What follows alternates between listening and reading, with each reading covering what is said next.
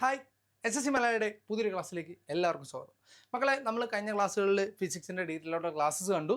So ഇന്ന് നമ്മൾ discuss ചെയ്യാൻ പോകുന്ന ഫിസിക്സിൻ്റെ PYQ ആണ്. സോ മുമ്പ് ചോദിച്ചിട്ടുള്ള കുറേ ക്വസ്റ്റ്യൻസ്, പല ചാപ്റ്ററിനകത്തുള്ള കുറേ ക്വസ്റ്റ്യൻസ് നമ്മളിന്ന് ഡീറ്റെയിൽ ആയിട്ട് നമ്മളിന്ന് ക്ലാസ് ഡിസ്കസ് ചെയ്യും. നിങ്ങൾ എക്സാം പോയിന്റ് ഓഫ് വ്യൂവിൽ നിങ്ങൾ എക്സാമിന് പോകുന്നതിന് മുമ്പ് നിങ്ങൾക്ക് ഒരു ക്വിക്ക് റിവിഷനായിട്ട് നിങ്ങൾക്ക് ഉറപ്പായിട്ടും ഈ ക്ലാസ്സസ് നിങ്ങൾക്ക് പ്രയോജനപ്പെടും. മുമ്പത്തെ ക്ലാസ്സുകൾ ഡീറ്റെയിൽ ആയിട്ട് കാണാൻ പറ്റിയില്ലെങ്കിൽ പോലും നിങ്ങൾ ഈ ക്ലാസ്സിനകത്ത് നമുക്ക് മെജോറിറ്റി പോർഷൻസ് നമുക്ക് എന്ത് ചെയ്യാൻ പറ്റും, ഈ ഒരു ക്ലാസ്സിലൂടെ നിങ്ങൾക്ക് ക്ലിയർ ചെയ്യാൻ പറ്റും. സോ ഇതിനകത്ത് എന്തെങ്കിലുമൊക്കെ ഡൗട്ട് നിങ്ങൾക്ക് ക്ലാരിഫൈ ചെയ്യാനുണ്ടെങ്കിൽ നിങ്ങൾ എന്ത് ചെയ്യുക, നമ്മുടെ യൂട്യൂബിൽ നമ്മുടെ പ്ലേലിസ്റ്റിൽ ഡീറ്റെയിൽ ആയിട്ട് ഫിസിക്സിൻ്റെ വീഡിയോസ് ഇട്ടിട്ടുണ്ട്. സോ അതെല്ലാം കയറി കാണുക കേട്ടോ. സോ നമുക്ക് PYQയിലേക്ക് കിടക്കാം. മക്കളെ, ആദ്യത്തെ ക്വസ്റ്റ്യൻ ഞാൻ നോക്കാം. Which system is known as French system of units? നോക്കാം, ഫ്രഞ്ച് സിസ്റ്റം ഓഫ് യൂണിറ്റ്സ് എന്ന് അറിയപ്പെടുന്ന സിസ്റ്റം ഓഫ് യൂണിറ്റ് ഏതാണ്? പറയട്ടെ, ഏതായിരിക്കും? നമ്മുടെ CGS സിസ്റ്റമാണ് എന്തെന്ന് പറയുന്നത് ഫ്രഞ്ച് സിസ്റ്റം ഓഫ് യൂണിറ്റ് എന്ന് നമ്മൾ അറിയപ്പെടുന്ന സിസ്റ്റം ഓഫ് യൂണിറ്റ് ഏതാണ്? CGS system. CGS സിസ്റ്റം നിങ്ങൾക്ക് അറിയാം എന്താണ്? Centimetre, gram, second. ഇതിനെയാണ് നമ്മൾ എന്തെന്ന് വിളിക്കുക? CGS സിസ്റ്റം എന്ന് വിളിക്കുക. സോ പിന്നീട് രണ്ടാമത് നിങ്ങൾക്ക് ഇതാ ഈ ഒരു ഓപ്ഷൻ നോക്കെ.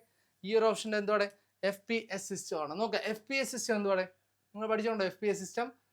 നിങ്ങൾക്ക് അറിയാൻ തന്നെ FPS സിസ്റ്റം എന്ന് പറഞ്ഞാൽ ഏത് സിസ്റ്റമാണ്? FPS സിസ്റ്റത്തിനെ നമ്മൾ എന്ത് സിസ്റ്റം എന്ന് വിളിക്കുന്നത്? അതിനെ നമ്മൾ വിളിക്കുന്ന പേരാണ് അത് ബ്രിട്ടീഷ് സിസ്റ്റം എന്ന് അറിയപ്പെടുന്ന സിസ്റ്റം ഓഫ് യൂണിറ്റ് ഏതാണ്? FPS സിസ്റ്റമാണ് നമ്മുടെ ബ്രിട്ടീഷ് സിസ്റ്റം എന്ന് അറിയപ്പെടുന്ന സിസ്റ്റമാണ്. ഇതെന്ന് പറഞ്ഞാൽ എന്താണ്? ഇത് foot, pound, second. Foot, pound, second. ഇതിനെയാണ് നമ്മൾ FPS സിസ്റ്റം എന്ന് വിളിക്കുന്നത്. സോ പിന്നീട് നിങ്ങൾക്കറിയാം MKS സിസ്റ്റത്തിനെ നമ്മൾ വിളിക്കുന്ന പേര് എന്താണ്? MKS സിസ്റ്റത്തിനെ നമ്മൾ വിളിക്കുന്ന പേര് എന്തുവാ കേട്ടോ? MKS സിസ്റ്റം എന്ന് പറഞ്ഞാൽ എന്താ? MKS system is also known as metric system കേട്ടോ. ഇതിനെ നമ്മൾ മെട്രിക് സിസ്റ്റം എന്നാണ് അറിയപ്പെടുന്നത് കേട്ടോ. MKS സിസ്റ്റം എന്ന് വിളിക്കുന്ന മറ്റൊരു പേരാണ് എന്ത്? മെട്രിക് സിസ്റ്റം എന്ന് വിളിക്കുന്നത്. സോ അടുത്തത് നമുക്ക് SI സിസ്റ്റം. SI സിസ്റ്റം നിങ്ങൾക്കറിയാം, നമ്മൾ സിസ്റ്റം ഇൻ്റർനാഷണൽ എന്ന് പറഞ്ഞ് നമ്മളിപ്പോൾ യൂസ് ചെയ്യുന്ന സിസ്റ്റമാണ് SI സിസ്റ്റം. നമുക്ക് അതിനകത്ത് 7 ഫണ്ടമെൻ്റൽ യൂണിറ്റ്സ് ഉണ്ട്. ആ 7 ഫണ്ടമെൻ്റൽ യൂണിറ്റ്സും 2 സപ്ലിമെൻ്ററി യൂണിറ്റ്സും ഉണ്ട്. സോ അത് നിങ്ങൾക്ക് ഡീറ്റെയിൽ ആയിട്ട് ക്ലാസ്സിലുണ്ട്. സോ അതിങ്ങോട്ട് കയറി നോക്കിയാൽ മതി കേട്ടോ. സോ MKS സിസ്റ്റമാണ് എന്തെന്ന് പറയുന്നത്? MKS സിസ്റ്റത്തിൻ്റെ മോഡിഫൈഡ് ഫോമാണ് ആക്ച്വലി എന്തെന്ന് പറയുന്നത്? CGS സിസ്റ്റം എന്ന് പറയുന്നത്. സോ ഇത്രയും പോയിന്റ് ഇതിനകത്ത് ഓർത്തിരിക്കുക. നിങ്ങൾ SI സിസ്റ്റത്തിൽ പോയിട്ട് ഏതൊക്കെയാണ് 7 ഫണ്ടമെൻ്റൽ യൂണിറ്റ്സ് എന്ന് പഠിക്കുക. 2 സപ്ലിമെൻ്ററി യൂണിറ്റ്സ്, ആ യൂണിറ്റ്സും എല്ലാം പഠിച്ചു വെച്ചേക്കുക. ഓക്കെ, ക്ലിയർ ആയെന്ന് വിചാരിക്കുന്നു. സോ നമ്മുടെ next question, hertz is the SI unit of dash. നോക്കുക, ഹേർട്സ് എന്ന് പറയുന്ന യൂണിറ്റ് ഏതിൻ്റെ SI യൂണിറ്റ് ആണ്? ഹേർട്സ് എന്നുള്ളത് എന്തിൻ്റെ SI യൂണിറ്റ് ആണ്? പറയട്ടെ. ഹേർട്സ് എന്ന് പറയുന്നത് എന്തിൻ്റെ SI യൂണിറ്റാ? എന്താണ്? ഫ്രീക്വൻസിയുടെ SI യൂണിറ്റ് ആണ് ആരെന്ന് പറയുന്നത്? ഹേർട്സ് എന്ന് പറയുന്നത് കേട്ടോ. ഫ്രീക്വൻസിയുടെ SI യൂണിറ്റ് ആണ്. അപ്പോൾ ഓർത്തോണം, ഫ്രീക്വൻസി എന്ന് പറഞ്ഞാൽ എന്താ? ഫ്രീക്വൻസി എന്ന് പറഞ്ഞാൽ 1/ടൈം പീരീഡ് ആണ് എന്തെന്ന് പറയുന്നത്? ഫ്രീക്വൻസി കേട്ടോ. 1/ടൈം പീരീഡ്. ടൈം പീരീഡിൻ്റെ ഇൻവേഴ്സ് ആണ് എന്തെന്ന് പറയുന്നത്? ഫ്രീക്വൻസി എന്ന് പറയുന്നത്. സോ അതുകൊണ്ട് തന്നെ ഫ്രീക്വൻസിക്ക് (10⁻⁻1) എന്നുള്ളൊരു ഓപ്ഷൻ കണ്ടു കഴിഞ്ഞാൽ അതും എന്താണ്? കറക്റ്റാണ് കേട്ടോ. (10⁻⁻1) എന്ന് പറയുന്ന ഒരു ഓപ്ഷൻ കണ്ടാലും അത് കറക്റ്റാണ്. സോ ഇതിനെയാണ് നമ്മൾ എന്തെന്ന് വിളിക്കുന്നത്? ഹേർട്സ് എന്ന് വിളിക്കുന്നത്. HERTZ, ഹേർട്സ് എന്നുള്ള യൂണിറ്റ്. ഹെൻറിച്ച് ഹേർട്സ് എന്നുള്ള സയൻറ്റിസ്റ്റിൻ്റെ സയൻറ്റിസ്റ്റിൻ്റെ എന്താ പറയുക, പുള്ളിയോടുള്ളൊരു ആദരവ് മൂലമാണ് നമ്മൾ എന്ത് യൂസ് ചെയ്യുന്നത്? ഹേർട്സ് എന്നുള്ള യൂണിറ്റ് നമ്മൾ ഫ്രീക്വൻസിക്ക് കൊടുക്കുന്നത്. എന്താണ് ഫ്രീക്വൻസി എന്ന് പറഞ്ഞാൽ? ഇറ്റ് ഈസ് ഈ number of oscillations per seconds അല്ലെങ്കിൽ നമ്പർ ഓഫ് വൈബ്രേഷൻസ് പെർ സെക്കൻഡ്സിനെയാണ് നമ്മൾ എന്തെന്ന് വിളിക്കുക? ഫ്രീക്വൻസി എന്ന് വിളിക്കുക കേട്ടോ. സോ അതുകൂടി ഓർത്ത് വെച്ചോണം. ഇറ്റ് ഈസ് ഈ നമ്പർ ഓഫ് വൈബ്രേഷൻ അല്ലെന്നുണ്ടെങ്കിൽ number of oscillations per seconds. ഇതിനെയൊക്കെയാണ് നമ്മൾ എന്തെന്ന് വിളിക്കുന്നത്? ഇതിനെയൊക്കെയാണ് നമ്മൾ എന്തെന്ന് വിളിക്കുന്നത്? ഈ പറഞ്ഞ പോലെ ഫ്രീക്വൻസി എന്ന് വിളിക്കുന്നത് കേട്ടോ. സോ ഇനി നിങ്ങൾക്ക് അറിയാവുന്നതാണ് ഫോഴ്സിൻ്റെ SI യൂണിറ്റ്. എന്തോടെ ഫോഴ്സിൻ്റെ SI unit? What is the SI unit of force? നിങ്ങൾക്കറിയാം അല്ലേ? ഫോഴ്സിൻ്റെ SI യൂണിറ്റ് എന്ന് പറഞ്ഞാൽ എന്താണ്? ന്യൂട്ടനാണ് കേട്ടോ. ന്യൂട്ടനാണ് ഫോഴ്സിൻ്റെ SI യൂണിറ്റ്, ന്യൂട്ടനാണ്. സോ ഇതിൻ്റെ CGS യൂണിറ്റ് എന്ന് പറഞ്ഞാൽ എന്താണ്? ഡൈനാണ് കേട്ടോ. ഓർത്തോണം, ഡൈനാണ്. അപ്പം CGS യൂണിറ്റ് ആണ് ഡൈൻ. ഫോഴ്സിൻ്റെ SI യൂണിറ്റ് ന്യൂട്ടനാണ് ആൻഡ് ഫോഴ്സിൻ്റെ CGS യൂണിറ്റ് ഡൈനാണ്. ഓർത്തോണം, 1 ന്യൂട്ടൺ എന്ന് പറയുന്നത് 10⁵5 ഡൈൻസ് ആണ് കേട്ടോ. നിങ്ങൾക്കൊരു ക്വിക്ക് റിവിഷനായിട്ട് ഇത് യൂസ് ചെയ്യാം കേട്ടോ ഈ ഒരു ക്ലാസ്. സോ എല്ലാവരും കയറി ഡീറ്റെയിൽ ആയിട്ട് ക്ലാസ് അവസാനം വരെ കാണുക കേട്ടോ. സോ 1 ന്യൂട്ടൺ എന്ന് പറഞ്ഞാൽ എത്ര ഡൈനാണ്? 10⁵5 ഡൈനാണ്. ഇനി നോക്കാം, പ്രഷറിൻ്റെ SI യൂണിറ്റ് നിങ്ങൾക്ക് അറിയാം എന്താണ്? പാസ്കലാണ്. പ്രഷറിൻ്റെ SI യൂണിറ്റ് പാസ്കലാണ്. പാസ്കൽ എന്ന് പറഞ്ഞാൽ എന്താ? ന്യൂട്ടൺ പെർ മീറ്റർ സ്ക്വയർ ആണ് എന്ത്? പാസ്കൽ കേട്ടോ. ന്യൂട്ടൺ പെർ മീറ്റർ സ്ക്വയർ ആണ് പാസ്കൽ. സോ അതും കൂടി ഓർത്തിരിക്കുക. സോ ഇനി അതങ്ങനെ എനർജിയുടെ യൂണിറ്റ് എന്താ മക്കളെ? എനർജിയുടെ യൂണിറ്റ് എന്താണ്? ജൂൾ ആണ് കേട്ടോ. ജൂൾ ആണ് എനർജിയുടെ യൂണിറ്റ്. ജൂൾ ആണ്. സോ എനർജിയുടെ CGS യൂണിറ്റ് ആണ് എന്തെന്ന് പറയുന്നത്, എർഗ് എന്ന് പറയുന്നത് കേട്ടോ. എർഗ് ആണ് എനർജിയുടെ CGS യൂണിറ്റ്. ഇതാ നോക്കുക, എനർജിയുടെ CGS യൂണിറ്റ് ഈസ് എർഗ് ആണ് എനർജിയുടെ CGS യൂണിറ്റ് എന്ന് പറയുന്നത്. ഓർത്തോണം, 1 ജൂൾ എന്ന് പറയുന്നത് 10⁻⁷ എർഗ് ആണ് കേട്ടോ. 1 ജൂൾ എന്ന് പറയുന്നത് എത്രയാണ്? 10⁻⁷ എർഗ് ആണ്. 10⁻7 എർഗ് ചേരുന്നതാണ് എന്തെന്ന് പറയുന്നത് 1 ജൂൾ എന്ന്. അപ്പോൾ ഓർത്തോണം, നമ്മൾ എനർജിയുടെ കാര്യം പറഞ്ഞു, പ്രഷറിൻ്റെ കാര്യം പറഞ്ഞു, ഫോഴ്സിൻ്റെ കാര്യം പറഞ്ഞു, ഫ്രീക്വൻസിയുടെ കാര്യം പറഞ്ഞു. സോ ഇത്രയും കാര്യങ്ങൾ നിങ്ങൾ ഓർത്തിരിക്കുക. സോ ഒരു ക്വസ്റ്റ്യനകത്ത് ഇത്രയും പോയിന്റ്സ് നിങ്ങൾ കിട്ടിയിട്ടുണ്ട്, കൃത്യമായിട്ട് നോട്ട് ചെയ്ത് വെക്കുക കേട്ടോ. So next one 1 nautical mile is. ഒരുപാട് തവണ ചോദിച്ചിട്ടുള്ളതാണ്. ഒരു നോട്ടിക്കൽ മൈൽ എന്ന് പറഞ്ഞാൽ എത്ര മീറ്റർ ആണ്? ഓർത്തണം, ഒരു നോട്ടിക്കൽ മൈൽ എന്ന് പറഞ്ഞാൽ ഞാൻ ക്ലാസ്സിൽ പഠിപ്പിച്ചായിരുന്നു എത്ര, 1852 മീറ്റേഴ്സ്, 1852 മീറ്റേഴ്സ് ആണ് എന്തെന്ന് പറയുന്നത് ഒരു നോട്ടിക്കൽ മൈൽ എന്ന്. So 1 nautical mile is 1852 metres. Clear? Okay മക്കളെ, next one, which of the following is the SI unit of temperature? ടെമ്പറേച്ചറിൻ്റെ SI unit ഏതാണ്? ഈ തന്നിരിക്കുന്നതിനകത്ത് ടെമ്പറേച്ചറിൻ്റെ SI യൂണിറ്റ് എന്ന് പറയുന്നത് ഏതാണ്? അപ്പോൾ എല്ലാവർക്കും അറിയാവുന്ന ക്വസ്റ്റ്യൻ ആണ്. What is SI unit of temperature? എന്താണ്? ഡിഗ്രി സെൽഷ്യസ് ആണോ? അല്ല. ഫാരൻഹീറ്റ് ആണോ? അല്ല. പിന്നെ ഏതാണ്? കെൽവിൻ ആണ് കേട്ടോ. കെൽവിൻ ആണ് എന്തെന്ന് പറയുന്നത് SI യൂണിറ്റ് ഓഫ് ടെമ്പറേച്ചർ കേട്ടോ. SI യൂണിറ്റ് ഓഫ് ടെമ്പറേച്ചർ, ടെമ്പറേച്ചറിൻ്റെ SI യൂണിറ്റ് ഏതാണ്? കെൽവിൻ ആണ്. ഡിഗ്രി സെൽഷ്യസ് എഴുതി വെക്കരുത്, കാരണം ഡിഗ്രി സെൽഷ്യസ് ആണ് നമ്മൾ ഏറ്റവും കൂടുതൽ യൂസ് ചെയ്യുന്ന യൂണിറ്റ് എങ്കിൽ പോലും ഡിഗ്രി സെൽഷ്യസ് എന്ന് പറഞ്ഞാൽ അതൊരിക്കലും എന്തല്ല, SI യൂണിറ്റ് അല്ല. പിന്നീട് ഫാരൻഹീറ്റ് എന്ന് പറഞ്ഞാൽ നമ്മൾ ക്ലിനിക്കൽ തെർമോമീറ്റർ, നമ്മൾ പറയത്തില്ല നമുക്ക് 105 ഡിഗ്രി പനി, അല്ലെങ്കിൽ 100 ഡിഗ്രി പനി, അല്ലെങ്കിൽ 102 ഡിഗ്രി പനി എന്നൊക്കെ പറയത്തില്ലേ. സോ അതാണ് എന്തെന്ന് പറയുന്നത് ഫാരൻഹീറ്റ് സ്കെയിൽ എന്ന് പറയുന്നത്. So SI unit of temperature എന്ന് പറഞ്ഞാൽ ഏതാണ്? കെൽവിൻ ആണ് കേട്ടോ. Kelvin is the SI unit of temperature. ഈ കെൽവിനെ തന്നെയാണ് നമ്മൾ എന്തെന്ന് വിളിക്കുന്നത്? അബ്സല്യൂട്ട് ടെമ്പറേച്ചർ എന്ന് വിളിക്കുന്നതും ആരെ തന്നെയാണ്? കെൽവിനെ തന്നെയാണ് കേട്ടോ. സോ നോട്ട് ചെയ്ത് വെച്ചോ, അബ്സല്യൂട്ട് ടെമ്പറേച്ചർ എന്നറിയപ്പെടുന്ന ടെമ്പറേച്ചറും ആര് തന്നെയാണ്? കെൽവിനാണ് കേട്ടോ. അബ്സല്യൂട്ട് ടെമ്പറേച്ചർ എന്നറിയപ്പെടുന്ന ടെമ്പറേച്ചറും ആര് തന്നെയാണ്? കെൽവിനാണ്. സോ ഇനി നോക്കാം മക്കളെ, കാൻഡല എന്ന് പറഞ്ഞാൽ എന്തിൻ്റെ യൂണിറ്റാ? കാൻഡല ഓർത്തോണം, കാൻഡല എന്ന് പറയുന്നത് ഒരു ഫണ്ടമെന്റൽ യൂണിറ്റ് ആണ് കേട്ടോ. കാൻഡല എന്ന് പറയുന്ന ഒരു ഫണ്ടമെന്റൽ യൂണിറ്റ് ആണ്. സോ ആ കാൻഡല എന്ന് പറഞ്ഞു കഴിഞ്ഞാൽ ഓർത്തോണം, അത് ലൂമിനസ് ഇൻറ്റൻസിറ്റിയുടെ യൂണിറ്റ് ആണ് കേട്ടോ. ലൂമിനസ് ഇൻറ്റൻസിറ്റിയുടെ യൂണിറ്റ് ആണ് എന്ത് മക്കളെ? കാൻഡല എന്ന് പറയുന്നത്. പിന്നെ നമ്മൾ ഡിഗ്രി സെൽഷ്യസിൻ്റെ കാര്യം പറഞ്ഞു, ഫാരൻഹീറ്റിൻ്റെ കാര്യം പറഞ്ഞു. ഓക്കെ, ഇതിൻ്റെ കൺവേർഷനൊക്കെ നിങ്ങൾക്ക് അറിയാം. ഡിഗ്രി സെൽഷ്യസിനെ കെൽവിനിലോട്ട് മാറ്റാൻ, ഡിഗ്രി സെൽഷ്യസിനെ നമ്മൾ കെൽവിനിലോട്ട് മാറ്റാൻ എന്ത് ചെയ്താൽ മതി? +273 ചെയ്താൽ മതി കേട്ടോ. സോ ഓർത്തിരിക്കുക കേട്ടോ. സോ ഇതിൻ്റെ കൺവേർഷൻസ് ഒക്കെ പഠിച്ചു വെക്കുക. ഡിഗ്രി സെൽഷ്യസ് കെൽവിന് ഫാരൻഹീറ്റ്, ഇതൊക്കെ ഓർത്തിരിക്കുക കേട്ടോ. Okay, so next one, which of the following is a unit of distance? നോക്കുക, ഇതിൽ ഡിസ്റ്റൻസിൻ്റെ യൂണിറ്റ് ആയിട്ട് വരുന്ന ഏത് യൂണിറ്റ് ആണ്? പെട്ടെന്ന് പറഞ്ഞ ആൻസർ.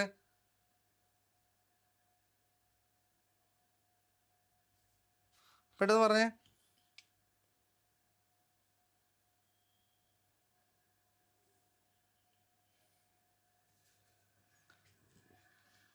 ഓക്കെ, ആൻസർ ഏതായിരിക്കും? പറഞ്ഞു, ആൻസർ ഏതാ? നോക്കുക, നമ്മൾ ഈ പറഞ്ഞ കണക്ക് നമ്മൾ ഈ തന്നിരിക്കുന്ന യൂണിറ്റിൽ ഏതാണ് ഈ പറഞ്ഞ കണക്ക് ഡിസ്റ്റൻസിൻ്റെ യൂണിറ്റ് ഏതാ? കറക്റ്റ്, ഏതാണ്?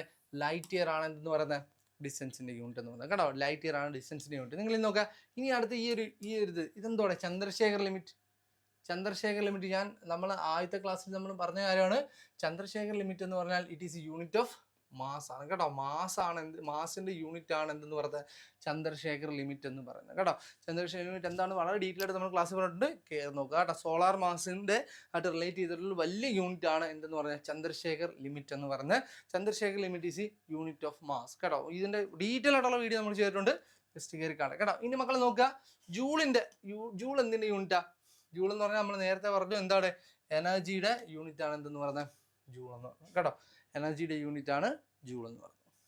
ഓക്കെ, സോ ഇനി ഡെൽ എന്ന് പറഞ്ഞാൽ പെയിൻ്റെ യൂണിറ്റ് എന്നൊക്കെ പറയുന്നുണ്ട്, പക്ഷെ അതൊരു ഒഫീഷ്യലായിട്ട് അത് പറഞ്ഞിട്ടില്ല. സോ അത് നിങ്ങൾ കൺസിഡർ ചെയ്യേണ്ട കാര്യമില്ല കേട്ടോ. ഡെൽ അല്ല, ഡോൾ എന്ന് ഒരു യൂണിറ്റ് പെയിൻ ഉണ്ട് എന്നിങ്ങനെ പെയിൻ നമ്മൾ എന്തുമാത്രം പെയിൻ അനുഭവിക്കുന്നു പെയിൻ്റെ ഒരു യൂണിറ്റ് ആയിട്ട് നമ്മൾ ഡെൽ എന്ന് നമ്മൾ കുറേ ഇതിൽ കണ്ടിട്ടുണ്ട്, പക്ഷെ ഒഫീഷ്യലി ആ ഡെൽ എന്ന് പറയുന്ന ഒരു യൂണിറ്റ് ആയിട്ട് നമ്മൾ കൺസിഡർ ചെയ്തിട്ടില്ല കേട്ടോ.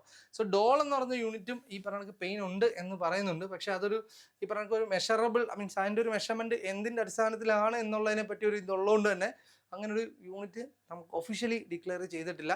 സോ അത് ഓർത്തിരിക്കുക. സോ അത് ഡീറ്റെയിൽ ആയിട്ട് നിങ്ങൾ അറിയണ്ട, എങ്കിലും ഇങ്ങനൊരു കാര്യമുണ്ട് എന്ന് അറിഞ്ഞിരിക്കുക കേട്ടോ. സോ ഓർക്കുക, ചന്ദ്രശേഖർ ലിമിറ്റ് എന്ന് പറഞ്ഞാൽ മാസിൻ്റെ യൂണിറ്റ് ആണ്. ലൈറ്റ് ഇയർ ആണ് എന്തെന്ന് പറയുന്ന ലൈറ്റ് ഇയർ ആണ് എന്തിൻ്റെ യൂണിറ്റ്? ഡിസ്റ്റൻസിൻ്റെ യൂണിറ്റ് കേട്ടോ. ലൈറ്റ് ഇയർ ആണ് ഡിസ്റ്റൻസിൻ്റെ യൂണിറ്റ്. സോ നോക്കാം മക്കളെ, next one, identify the unit of intensity of sound. നോക്കുക, ഇൻറ്റൻസിറ്റി ഓഫ് സൗണ്ടിൻ്റെ യൂണിറ്റ് ഏതാണ്? ഇൻറ്റൻസിറ്റി ഓഫ് സൗണ്ട്, സൗണ്ട് ഇൻറ്റൻസിറ്റിയുടെ യൂണിറ്റ് ഏതാണ്? സോ ഏതായിരിക്കും? ഇതാണ് കേട്ടോ. ഡെസിബെല്ലാണ് നമ്മൾ എന്തെന്ന് പറയുന്നത് ഇൻറ്റൻസിറ്റി ഓഫ് സൗണ്ടിൻ്റെ യൂണിറ്റ് എന്ന് പറയുന്നത്. ഏതാ മക്കളെ? ഡെസിബെല്ലാണ് കേട്ടോ. Decibel is the unit of intensity of sound. Intensity of സൗണ്ടിൻ്റെ യൂണിറ്റ് ഏതാണ്? ഡെസിബെല്ലാണ് കേട്ടോ. ഡെസിബെല്ലാണ് ഇൻറ്റൻസിറ്റി ഓഫ് സൗണ്ടിൻ്റെ യൂണിറ്റ്. ഇനി നമുക്ക് ഓരോന്നായിട്ട് നോക്കാം. ആംബിയർ എന്ന് പറഞ്ഞാൽ എന്തിൻ്റെ യൂണിറ്റാണ്? ആംബിയർ എന്ന് പറഞ്ഞാൽ എന്തിൻ്റെ യൂണിറ്റാണ്? കറണ്ടിൻ്റെ SI യൂണിറ്റ് ആണ് എന്തെന്ന് പറയുന്നത്? ആംബിയർ എന്ന് പറയുന്നത് കേട്ടോ. കറണ്ടിൻ്റെ SI യൂണിറ്റ് ആണ് ആംബിയർ എന്ന് പറയുന്നത്. കാൻഡല നമ്മൾ ഓൾറെഡി പറഞ്ഞു കഴിഞ്ഞു. സോ അടുത്ത നോട്ട് എന്ന് പറഞ്ഞാൽ നമ്മൾ നേരത്തെ പറഞ്ഞില്ലേ നോട്ടിക്കൽ മൈൽ അല്ലേ? ഒരു നോട്ടിക്കൽ മൈൽ എത്ര നമ്മൾ മൂത്ത ക്വസ്റ്റിന് പറഞ്ഞു. സോ നോട്ട് എന്ന് പറഞ്ഞാൽ നമ്മൾ ഈ പറഞ്ഞ കണക്ക് നോട്ട് എന്ന് പറഞ്ഞാൽ അതൊരു സ്പീഡിൻ്റെ യൂണിറ്റ് ആണ് കേട്ടോ. It is A unit of speed ആണ് എന്തെന്ന് പറഞ്ഞാൽ നോട്ട് എന്ന് പറഞ്ഞത്. അതായത് നമ്മുടെ നോട്ടിക്കൽ മൈൽസ് പെർ അവറിനെയാണ് നമ്മൾ എന്തെന്ന് വിളിക്കുന്നത്? നോട്ട്സ് എന്ന് വിളിക്കുന്നത് കേട്ടോ. നോട്ടിക്കൽ മൈൽസ് പെർ അവറിനെയാണ് നമ്മൾ എന്തെന്ന് വിളിക്കുന്നത്? നോട്ട് എന്ന് വിളിക്കുന്നത്. നമ്മൾ കിലോമീറ്റർ പെർ അവർ എന്ന് പറയത്തില്ലേ? കിലോമീറ്റർ പെർ അവർ എന്ന് പറയത്തില്ല. അപ്പോൾ അത് കണക്ക് തന്നെ ഷിപ്പുകളിലും മറ്റുമൊക്കെ ഈ പറഞ്ഞ കണക്ക് അവരുടെ ഒരു സ്പീഡോമീറ്റർ ഉണ്ട്. ആ സ്പീഡോമീറ്റർ നമ്മളെയൊക്കെ സ്പീഡോമീറ്റർ അത് കിലോമീറ്റർ പെർ അവറിലാണ് നമ്മളെ സ്പീഡോമീറ്റർ കാണിക്കുന്നത്. പക്ഷേ ഈ പറഞ്ഞ കണക്ക് കടലുമായിട്ട് ബന്ധപ്പെട്ട ദൂരത്തിന് ഉള്ള സ്പീഡ് എന്ന് പറയുന്നത് ഇതാണ്, ഇത്രയും നോട്ട്സ് എന്നാണ് പറയുന്നത്. ഇത്ര നോട്ട്സ് സ്പീഡ് എന്നായിരിക്കും പറയുന്നത്. അപ്പം നോട്ട് എന്ന് പറഞ്ഞാൽ ഓർത്തോണം, നോട്ടിക്കൽ മൈൽ പെർ അവറിനെയാണ് നമ്മൾ നോട്ട്സ് എന്ന് വിളിക്കുന്നത്. KNOTS. നോട്ട്സ് എന്ന് പറഞ്ഞാൽ അത് എന്തിൻ്റെ യൂണിറ്റ് ആണ്? സ്പീഡിൻ്റെ യൂണിറ്റ് ആണ്. ഓർത്തിരിക്കണം, നോട്ട്സ് എന്ന് പറഞ്ഞാൽ അത് സ്പീഡിൻ്റെ യൂണിറ്റ് ആണ് കേട്ടോ. So next one, what is the SI unit of radio activity? നോക്കളെ, റേഡിയോ ആക്ടിവിറ്റിയുടെ SI യൂണിറ്റ് ഏതാണ്? ആൻസർ പറഞ്ഞോ. ഏതാ? കറക്റ്റ്. എന്താണ്? ബെക്കുറൽ ആണ് എന്തെന്ന് പറഞ്ഞത്? SI unit of radio activity എന്ന് പറയുന്നത്. സോ റേഡിയോ ആക്ടിവിറ്റിയുടെ SI യൂണിറ്റ് ഏതാണ്?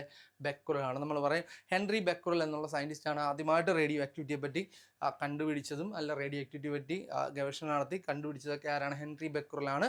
സോ അതുകൊണ്ടാണ് നമ്മൾ പുള്ളിയുടെ പേര് ബെക്കുറൽ എന്നുള്ളൊരു SI യൂണിറ്റായിട്ട് ആരെ കൊടുത്ത്? ബെക്കുറൽ എന്നുള്ള യൂണിറ്റ് കൊടുത്തത്. നിങ്ങൾ നെറ്റ് ചെക്ക് ചെയ്യുകയാണെന്നുണ്ടെങ്കിൽ ബെക്കുറൽ മാത്രമല്ല ക്യൂറി എന്ന് പറയുന്നതും എന്താണ്? It is also the unit of radio activity. Radio ആക്ടിവിറ്റിയുടെ യൂണിറ്റ് ആണ് ആരെന്ന് പറയുന്നത്? ക്യൂറി എന്ന് പറയുന്നത്. പക്ഷേ SI യൂണിറ്റ് എന്ന് പറഞ്ഞാൽ ആരാണ്? ബെക്കുറലാണ്. ഞാൻ പറഞ്ഞില്ലേ, നമ്മുടെ ഈ ഒരു ഡിസ്റ്റൻസിന് മീറ്ററും കിലോമീറ്ററും സെൻറ്റിമീറ്ററും എല്ലാം ഡിസ്റ്റൻസിൻ്റെ യൂണിറ്റ് ആണ്. പക്ഷെ നമ്മൾ SI യൂണിറ്റ് ആയിട്ട് പറയുന്നത് എന്തിനെ തന്നെയാണ്? മീറ്ററിനെ തന്നെയാണ്. അത് കണക്കിന് ക്യൂറി എന്ന് പറയുന്നത് എന്താണ്? റേഡിയോ ആക്ടിവിറ്റിയുടെ യൂണിറ്റ് തന്നെയാണ്. പക്ഷേ ഒഫീഷ്യലി നമ്മൾ which is SI unit of radio activity എന്ന് ചോദിച്ചാൽ എന്താണ്? ബെക്കുറലാണ് കേട്ടോ. ബെക്കുറലാണ്. സോ ആംബിയർ നമ്മൾ ഓൾറെഡി പറഞ്ഞു കഴിഞ്ഞു. സോ ആംബിയർ എന്ന് പറഞ്ഞാൽ എന്താണ്? ആംബിയർ എന്ന് പറഞ്ഞാൽ കറണ്ടിൻ്റെ യൂണിറ്റ് ആണ്. സോ ഇനി ഡെസിബെൽ എന്ന് പറഞ്ഞാൽ നമ്മൾ തൊട്ട് മുമ്പ് തന്നെ പറഞ്ഞു എന്താണ്? Intensity of sound. സൗണ്ടിൻ്റെ ഇൻറ്റൻസിറ്റിയുടെ യൂണിറ്റ് ആണ് എന്ത്? ഡെസിബെൽ എന്ന് പറയുന്നത്. സോ ഡെസിബെൽ എന്ന് പറഞ്ഞാൽ സൗണ്ടിൻ്റെ ഇൻറ്റൻസിറ്റിയെ പറയുന്ന പേരാണ്. ഇനി കൊബാൾട്ട് എന്ന് പറഞ്ഞാൽ നമ്മൾ എന്താണ്? നിക്കൽ കൊബാൾട്ട് എന്ന് പറയുന്ന കണക്ക് അവർ കൊബാൾട്ട് എന്ന് പറഞ്ഞാൽ ഈ പറഞ്ഞ കണക്ക് യൂണിറ്റ് ഒന്നും അല്ല, ജസ്റ്റ് അതൊരു എന്താണ്? അതൊരു ഈ പറഞ്ഞ കണക്ക് ഒരു മെറ്റലാണ് എന്തെന്ന് പറഞ്ഞ് കൊബാൾട്ട് എന്ന് പറയുന്നത്. ഓക്കെ. സോ മക്കളെ, next one, Tor is the unit of. Tor, TORR. Tor is the unit of. Tor is the unit of എന്താണ്? TOR. ടോറിൻ്റെ യൂണിറ്റ് എന്താണ്? ഓർത്ത് വെച്ചോണം. പ്രഷറിൻ്റെ യൂണിറ്റ് ആണ് എന്തെന്ന് പറയുന്നത്? ടോർ എന്ന് പറയുന്നത്. നിങ്ങൾ മെക്കാനിക്കൽ എഞ്ചിനീയറിങ്ങിൻ്റെ മീൻസ് ആ ഒരു ബേസിസിലൊക്കെ വരുന്ന ഒരു സംഭവമാണ് ഈ പറഞ്ഞത് ടോർ എന്ന് പറയുന്നത്. നമുക്കിതൊന്നും ഡീറ്റെയിൽ ആയിട്ടൊന്നും ആവശ്യമില്ല. അത് പ്രഷറിൻ്റെ യൂണിറ്റ് ആണ് എന്ന് നിങ്ങൾ ഓർത്ത് വെച്ചേക്കുക കേട്ടോ. സോ പ്രഷറിന് ഇപ്പോൾ ഏതൊക്കെ യൂണിറ്റ് ഉണ്ട്? നമ്മളൊന്ന് പഠിച്ചു എന്താണ്? പാസ്കൽ എന്നുള്ളൊരു യൂണിറ്റ് പഠിച്ചു കണ്ടോ. ഇപ്പോൾ ടോർ എന്നുള്ളൊരു യൂണിറ്റ് ഉണ്ട്. സോ ഇനി വേറെ ATM, അറ്റ്മോസ്ഫിയറിക് പ്രഷർ 1 ATM എന്ന രീതിയിൽ നമ്മൾ എന്ത് ചെയ്യുന്നുണ്ട്? ATM എന്ന രീതിയിലും നമ്മൾ അറ്റ്മോസ്ഫിയർ പ്രഷർ ATMലാണ് നമ്മൾ പറയുന്നത് കേട്ടോ. അറ്റ്മോസ്ഫിയർ 1 അറ്റ്മോസ്ഫിയർ ആണ് എൻ്റെ പ്രഷർ എന്ന് ഓർത്തോണം. 1 ATM എന്ന് പറഞ്ഞാൽ 10⁵5 പാസ്കൽസ് ആണ് കേട്ടോ. 1 ATM എന്ന് പറഞ്ഞാൽ 10⁵5 പാസ്കൽ ചേരുന്നതാണ് എന്തെന്ന് പറഞ്ഞാൽ 1 ATM എന്ന് പറഞ്ഞാൽ. ചിലപ്പോൾ ഓപ്ഷൻ ഇങ്ങനെയും പറയാം, 1 ATM is equal to 1.01 into 10⁵5 Pascal. ഈ രീതിയിലും ചോദിച്ച് കണ്ടിട്ടുണ്ട് കേട്ടോ. അപ്പോൾ നിങ്ങൾ ഓർത്ത് വെച്ചേക്കുക, ഇതിൻ്റെ പവർ എന്ന് പറഞ്ഞാൽ എത്ര ആയിരിക്കും? 10⁵5 ആയിരിക്കും കേട്ടോ. 10⁵5 പാസ്കലാണ് എന്തെന്ന് പറയുന്നത് ഒരു ATM അല്ലെങ്കിൽ ഒരു അറ്റ്മോസ്ഫിയറിക് പ്രഷർ എന്ന് പറഞ്ഞാൽ എത്രയാണ്? 10⁵5 പാസ്കലാണ്. 10⁵5 പാസ്കൽ ചേരുന്നതാണ് എന്തെന്ന് പറയുന്നത് ഒരു ATM എന്ന് പറയുന്നത്. സോ അതും കൂടി ഒന്ന് ആലോചിച്ചിരിക്കുക. പിന്നെ കറണ്ടിൻ്റെയും എനർജിയുടെയൊക്കെ യൂണിറ്റ് നമ്മൾ ഓൾറെഡി മെൻഷൻ ചെയ്തിട്ടുണ്ട്. സോ ഇതാണ് അടുത്തത്. The American scientist Edwin Hubble name is associated with which of the following theory? ഓർത്തോണം, എപ്പോഴും ചോദിക്കുന്ന ഒരു സംഭവമാണ് എന്തെന്ന് പറഞ്ഞാൽ ഈ ഹബിൾ എന്നുള്ളൊരു സയൻറ്റിസ്റ്റിൻ്റെ പേര്. അപ്പോൾ ഈ ഹബിൾ എന്നുള്ള സയൻറ്റിസ്റ്റ് എന്തുവാണ്? നിങ്ങൾ കേട്ടിട്ടുണ്ടോ? ഹബിൾ എന്നുള്ള സയൻറ്റിസ്റ്റ് ഹബിൾ. ഓർത്തോണം, ഹബിൾ എന്ന് പറയുന്നത് ഈ പറഞ്ഞ നമ്മുടെ ബിഗ് ബാങ് തിയറിയുമായിട്ട് ബന്ധപ്പെട്ട സയൻറ്റിസ്റ്റാണ് കേട്ടോ. ആ പേരൊന്ന് ഓർത്തിരിക്കുക. Hubble is related to big bang theory. Hubble എന്നുള്ള സയൻറ്റിസ്റ്റ് ഏത് തിയറിയുമായിട്ട് ബന്ധപ്പെട്ട ആളാണ്? നമ്മുടെ ബിഗ് ബാങ് തിയറിയുമായിട്ട് ബന്ധപ്പെട്ട ആളാണ് എന്തെന്ന് പറയുന്നത് ആ ഹബിൾ എന്ന് പറയുന്ന സയൻറ്റിസ്റ്റ് കേട്ടോ. ഹബിൾ കേട്ടോ. Hubble is related to big bang theory കേട്ടോ. ബിഗ് ബാങ് തിയറി ആണ് എന്തെന്ന് പറയുന്നത് ഈ പറഞ്ഞ ഇതോട്ട് അസോസിയേറ്റ് ചെയ്ത്. അപ്പോൾ big bang theory actually Lemaitre എന്നുള്ള സയൻറ്റിസ്റ്റാണ് ആക്ച്വലി ആ ബിഗ് ബാങ് തിയറി വന്നത്. അതിനുശേഷം ഈ പറഞ്ഞ പോലെ തന്നെ എഡ്വിൻ ഹബിൾ എന്നുള്ള സയൻറ്റിസ്റ്റ് അവനൊരു ഡീറ്റെയിൽ എക്സ്പ്ലനേഷനൊക്കെ കൊടുത്തിട്ടുണ്ട്. അതായത് നമ്മളെ ഗാലക്സീസ് എന്ത് ചെയ്തു അല്ലെങ്കിൽ യൂണിവേഴ്സ് ഇങ്ങനെ എക്സ്പാൻഡ് ചെയ്തുകൊണ്ടിരിക്കുകയാണ്. ആ എക്സ്പാൻഷൻ്റെ ഡിസ്റ്റൻസിൻ്റെ ഒക്കെ എങ്ങനെയാണ് അതിൻ്റെ ഡിസ്റ്റൻസ് റിലേറ്റ് ചെയ്തു എന്നുള്ള രീതിയിലൊക്കെ പറയുന്ന ഒരു വലിയൊരു ഒരു സയൻറ്റിഫിക് ഇതാണ് ഈ പറഞ്ഞ കണക്ക് ഈ എഡ്വിൻ ഹബിൾ എന്നുള്ള സയൻറ്റിസ്റ്റ്. സോ നമുക്കൊന്നും അത്രയും ഡീറ്റെയിൽ ആയിട്ടൊന്നും പഠിക്കാനില്ല. അതൊക്കെ ഈ പറഞ്ഞ കണക്ക് വളരെ വലിയ ഈ എയറോസ്പേസും ആയിട്ട് ബന്ധപ്പെട്ട വലിയ ടേംസാണ്. യൂണിവേഴ്സിൻ്റെ ഒറിജിനുമായിട്ടൊക്കെ ബന്ധപ്പെട്ട വലിയ ടേംസാണ്. നമുക്ക് SSCയുടെ പോയിന്റ് ഓഫ് വ്യൂ അത്രയൊന്നും വേണ്ട. ഓർത്ത് വെച്ചേക്കുക, എഡ്വിൻ ഹബിൾ എന്ന് പറഞ്ഞാൽ ഈസ് റിലേറ്റഡ് ടു ആരുടെ? ബിഗ് ബാങ് തിയറിയാണ് കേട്ടോ. അപ്പോൾ എനിക്ക് തന്നെ ലമൈറ്റർ ജോർജസ് ലമൈറ്റർ എന്നുള്ള സയൻറ്റിസ്റ്റ് ആണ് ആക്ച്വലി ബിഗ് ബാങ് തിയറിയെ പറ്റി ആദ്യമായിട്ട് പറഞ്ഞത്. സോ ബിഗ് ബാങ് തിയറി പറഞ്ഞത് പുള്ളിയാണെങ്കിലും അതിനുമായിട്ട് ബന്ധപ്പെട്ട ഒരു സയൻറ്റിസ്റ്റ് തന്നെയാണ് ആരെന്ന് പറയുന്നത് എഡ്വിൻ ഹബിൾ എന്ന് പറയുന്നത്. സോ പുള്ളിയുടെ ഈ ഒരു ഇതിനകത്ത് ഒരു കോൺസ്റ്റന്റ് ഉണ്ട് കേട്ടോ. അതിനെ പറയുന്ന പേരാണ് ഹബിൾസ് കോൺസ്റ്റന്റ് എന്ന് പറയും. Hubble's constant.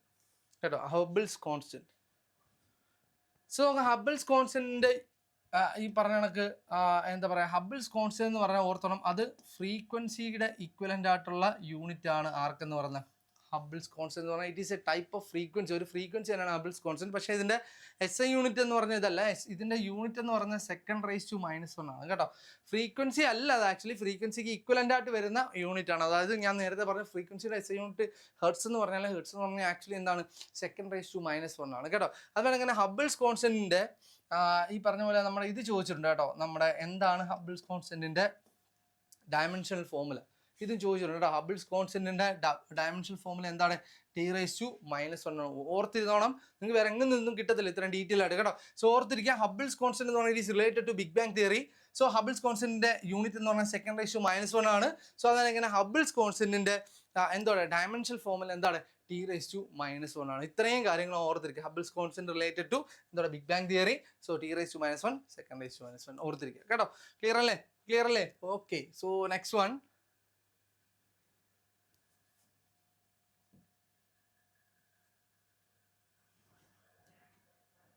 So next one നോക്കട്ടെ. Which of the following instrument measures infrared radiation?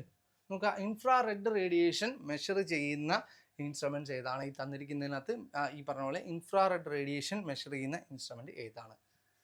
So answer എന്തോടെ? ആൻസർ ഓർത്തിരിക്കുക. ഇതിന് ആൻസർ ഓർത്തിരിക്കുക. എന്താണ്?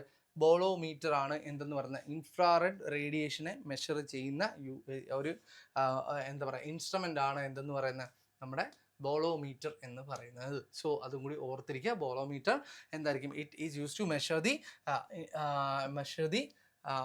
എന്താണ് ഇൻഫ്രാറെഡ് റേഡിയേഷനെ മെഷർ ചെയ്യുന്നതാണ് ആരെന്ന് പറയുന്നത് ബോളോമീറ്റർ എന്ന് പറയുന്നത്. ഇനി ബാക്കി ഇൻസ്ട്രുമെന്റ്സ് ഏതൊക്കെയാണ് നമുക്ക് വെറുതെ നോക്കാം. നോക്കുക, സീസ്മോമീറ്റർ. പേര് കേട്ടാൽ തന്നെ അറിയാം. എന്താ?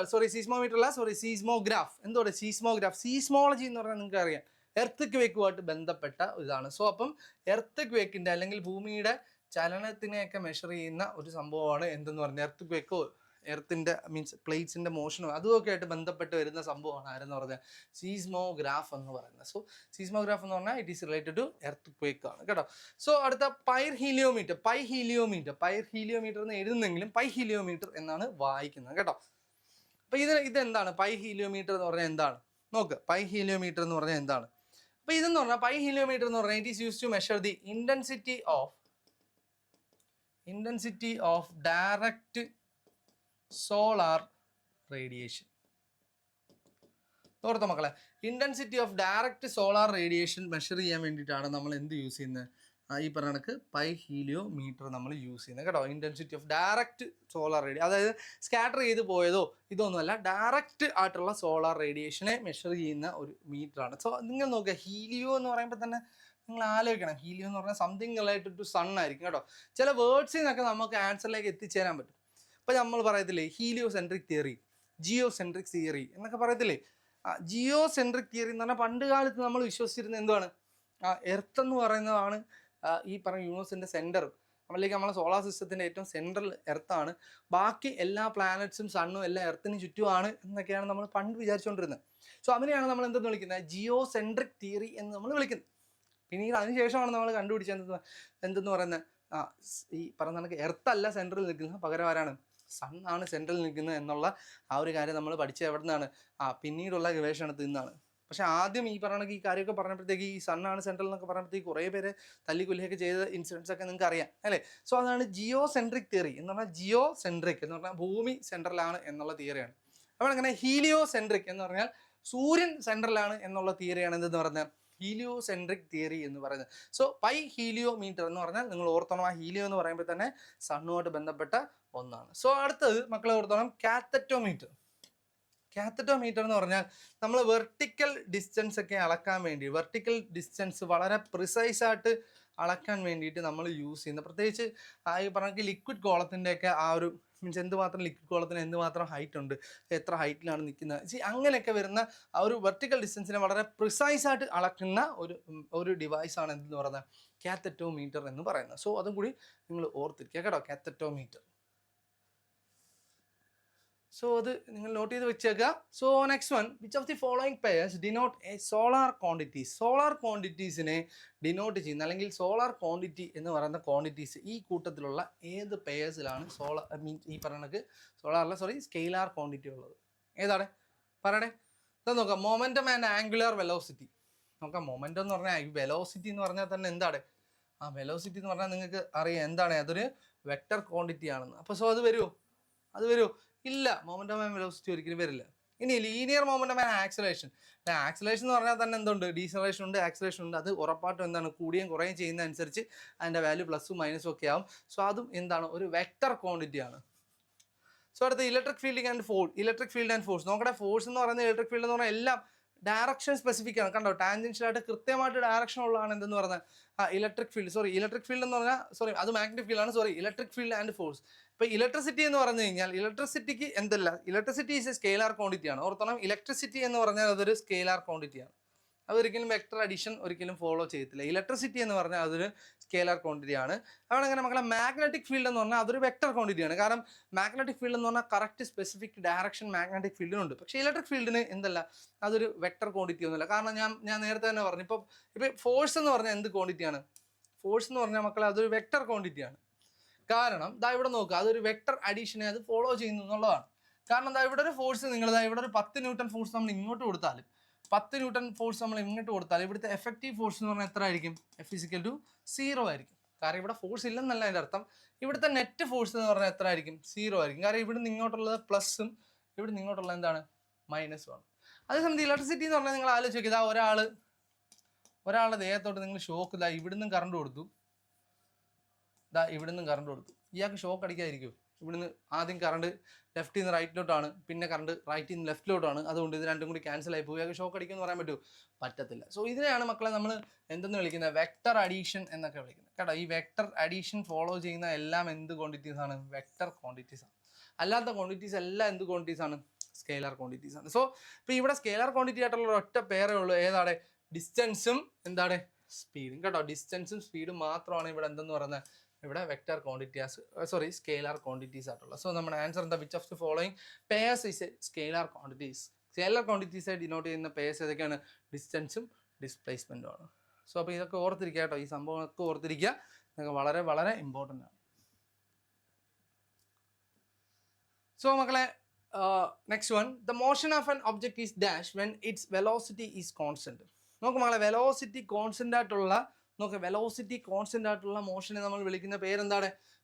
എന്ത് പേരിലാണ് നമ്മൾ വിളിക്കുന്നത്? പറഞ്ഞു, കറക്റ്റ്. എന്താണ്? യൂണിഫോം മോഷൻ എന്നാണ് നമ്മൾ ഇതിനെ വിളിക്കുന്നത് കേട്ടോ. യൂണിഫോം മോഷൻ എന്ന് പറഞ്ഞാൽ എന്താണ്? If A body covers equal distance in equal interval of time. ഒരേ ഡിസ്റ്റൻസ് ഒരേ ഇന്റർവൽ ഓഫ് ടൈമിൽ ഫോളോ ചെയ്യുവാണെന്നുണ്ടെങ്കിൽ അങ്ങനത്തുള്ള മോഷനെയാണ് നമ്മൾ എന്തെന്ന് വിളിക്കാം? യൂണിഫോം മോഷൻ എന്ന് വിളിക്കാം. സോ യൂണിഫോം മോഷൻ എന്ത് കോൺസ്റ്റന്റ് ആയിരിക്കും? വെലോസിറ്റി കോൺസ്റ്റന്റ് ആയിരിക്കും കേട്ടോ. വെലോസിറ്റി കോൺസ്റ്റന്റ് ആയിരിക്കും, അല്ലെങ്കിൽ സ്പീഡ് കോൺസ്റ്റന്റ് ആയിരിക്കും കേട്ടോ. സ്പീഡ് കോൺസ്റ്റന്റ് ആയിരിക്കും, അല്ലെങ്കിൽ വെലോസിറ്റി കോൺസ്റ്റന്റ് ആയിരിക്കും കേട്ടോ. ഇപ്പോൾ ഡീസലേഷൻ അല്ല, ഓൺലി ഡീസലേഷൻ അല്ല, നോൺ യൂണിഫോം അല്ല, എന്താണ്? Uniform motion. So uniform motion എന്ത് കോൺസ്റ്റന്റ് ആയിരിക്കും? സ്പീഡ് അല്ലെങ്കിൽ വെലോസിറ്റി കോൺസ്റ്റന്റ് ആയിരിക്കും കേട്ടോ. അതും ഓർത്തിരിക്കുക. സോ മക്കളെ, next one,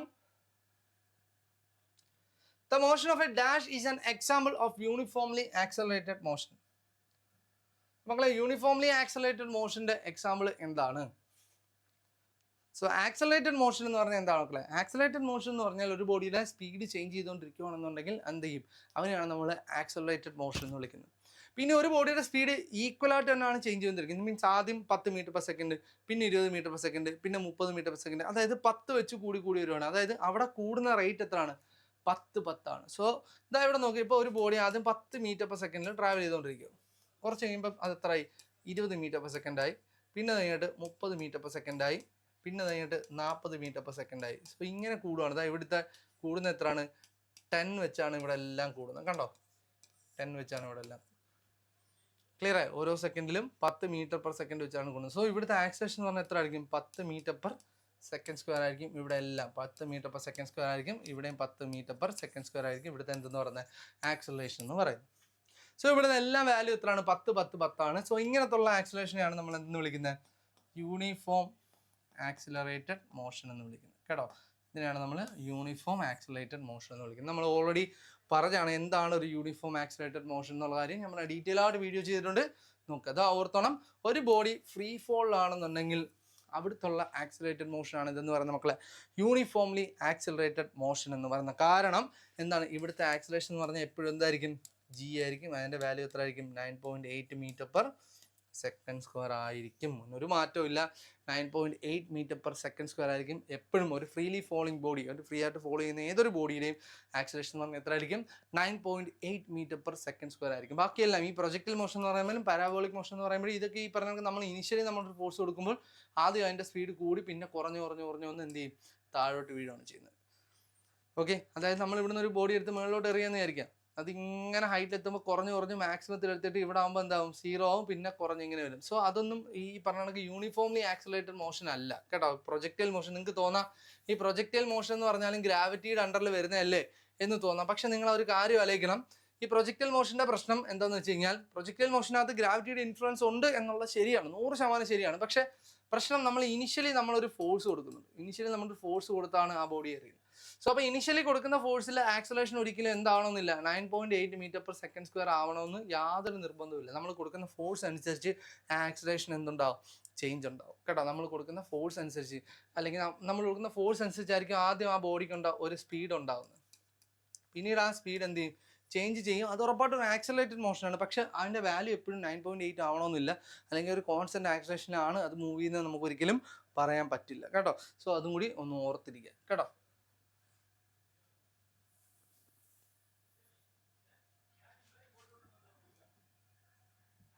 So okay, next one.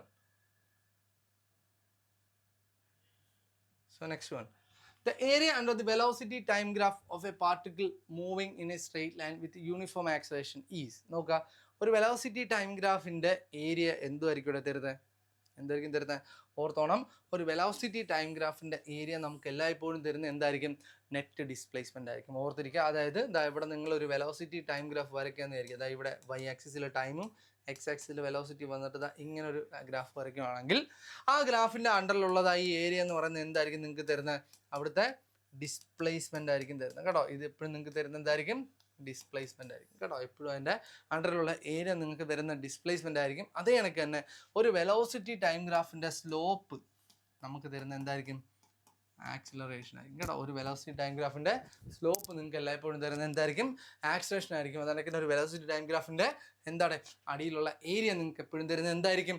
ഡിസ്പ്ലേസ്മെൻറ്റും ആയിരിക്കും. അപ്പോൾ കണക്ക് തന്നെ ഇപ്പോൾ ഇവിടെ ചോദിച്ചിരിക്കുന്നത് വെലോസിറ്റി ടൈം ഗ്രാഫിന് പകരം നിങ്ങളുടെ ചോദിച്ചേക്കുന്നത് നമ്മുടെ സ്പീഡ് ടൈം ഗ്രാഫ് ആണെങ്കിൽ നോക്കുക, ഇവിടെ സ്പീഡും ടൈമും വെച്ചുള്ള ഒരു ഗ്രാഫാണ് നിങ്ങൾക്ക് ചോദിച്ചെങ്കിൽ ഇതിൻ്റെ അണ്ടറിലുള്ള ഏരിയ നിങ്ങൾക്ക് തരുന്ന ഡിസ്പ്ലേസ്മെൻ്റ് അല്ല, പകരം എന്തായിരിക്കും?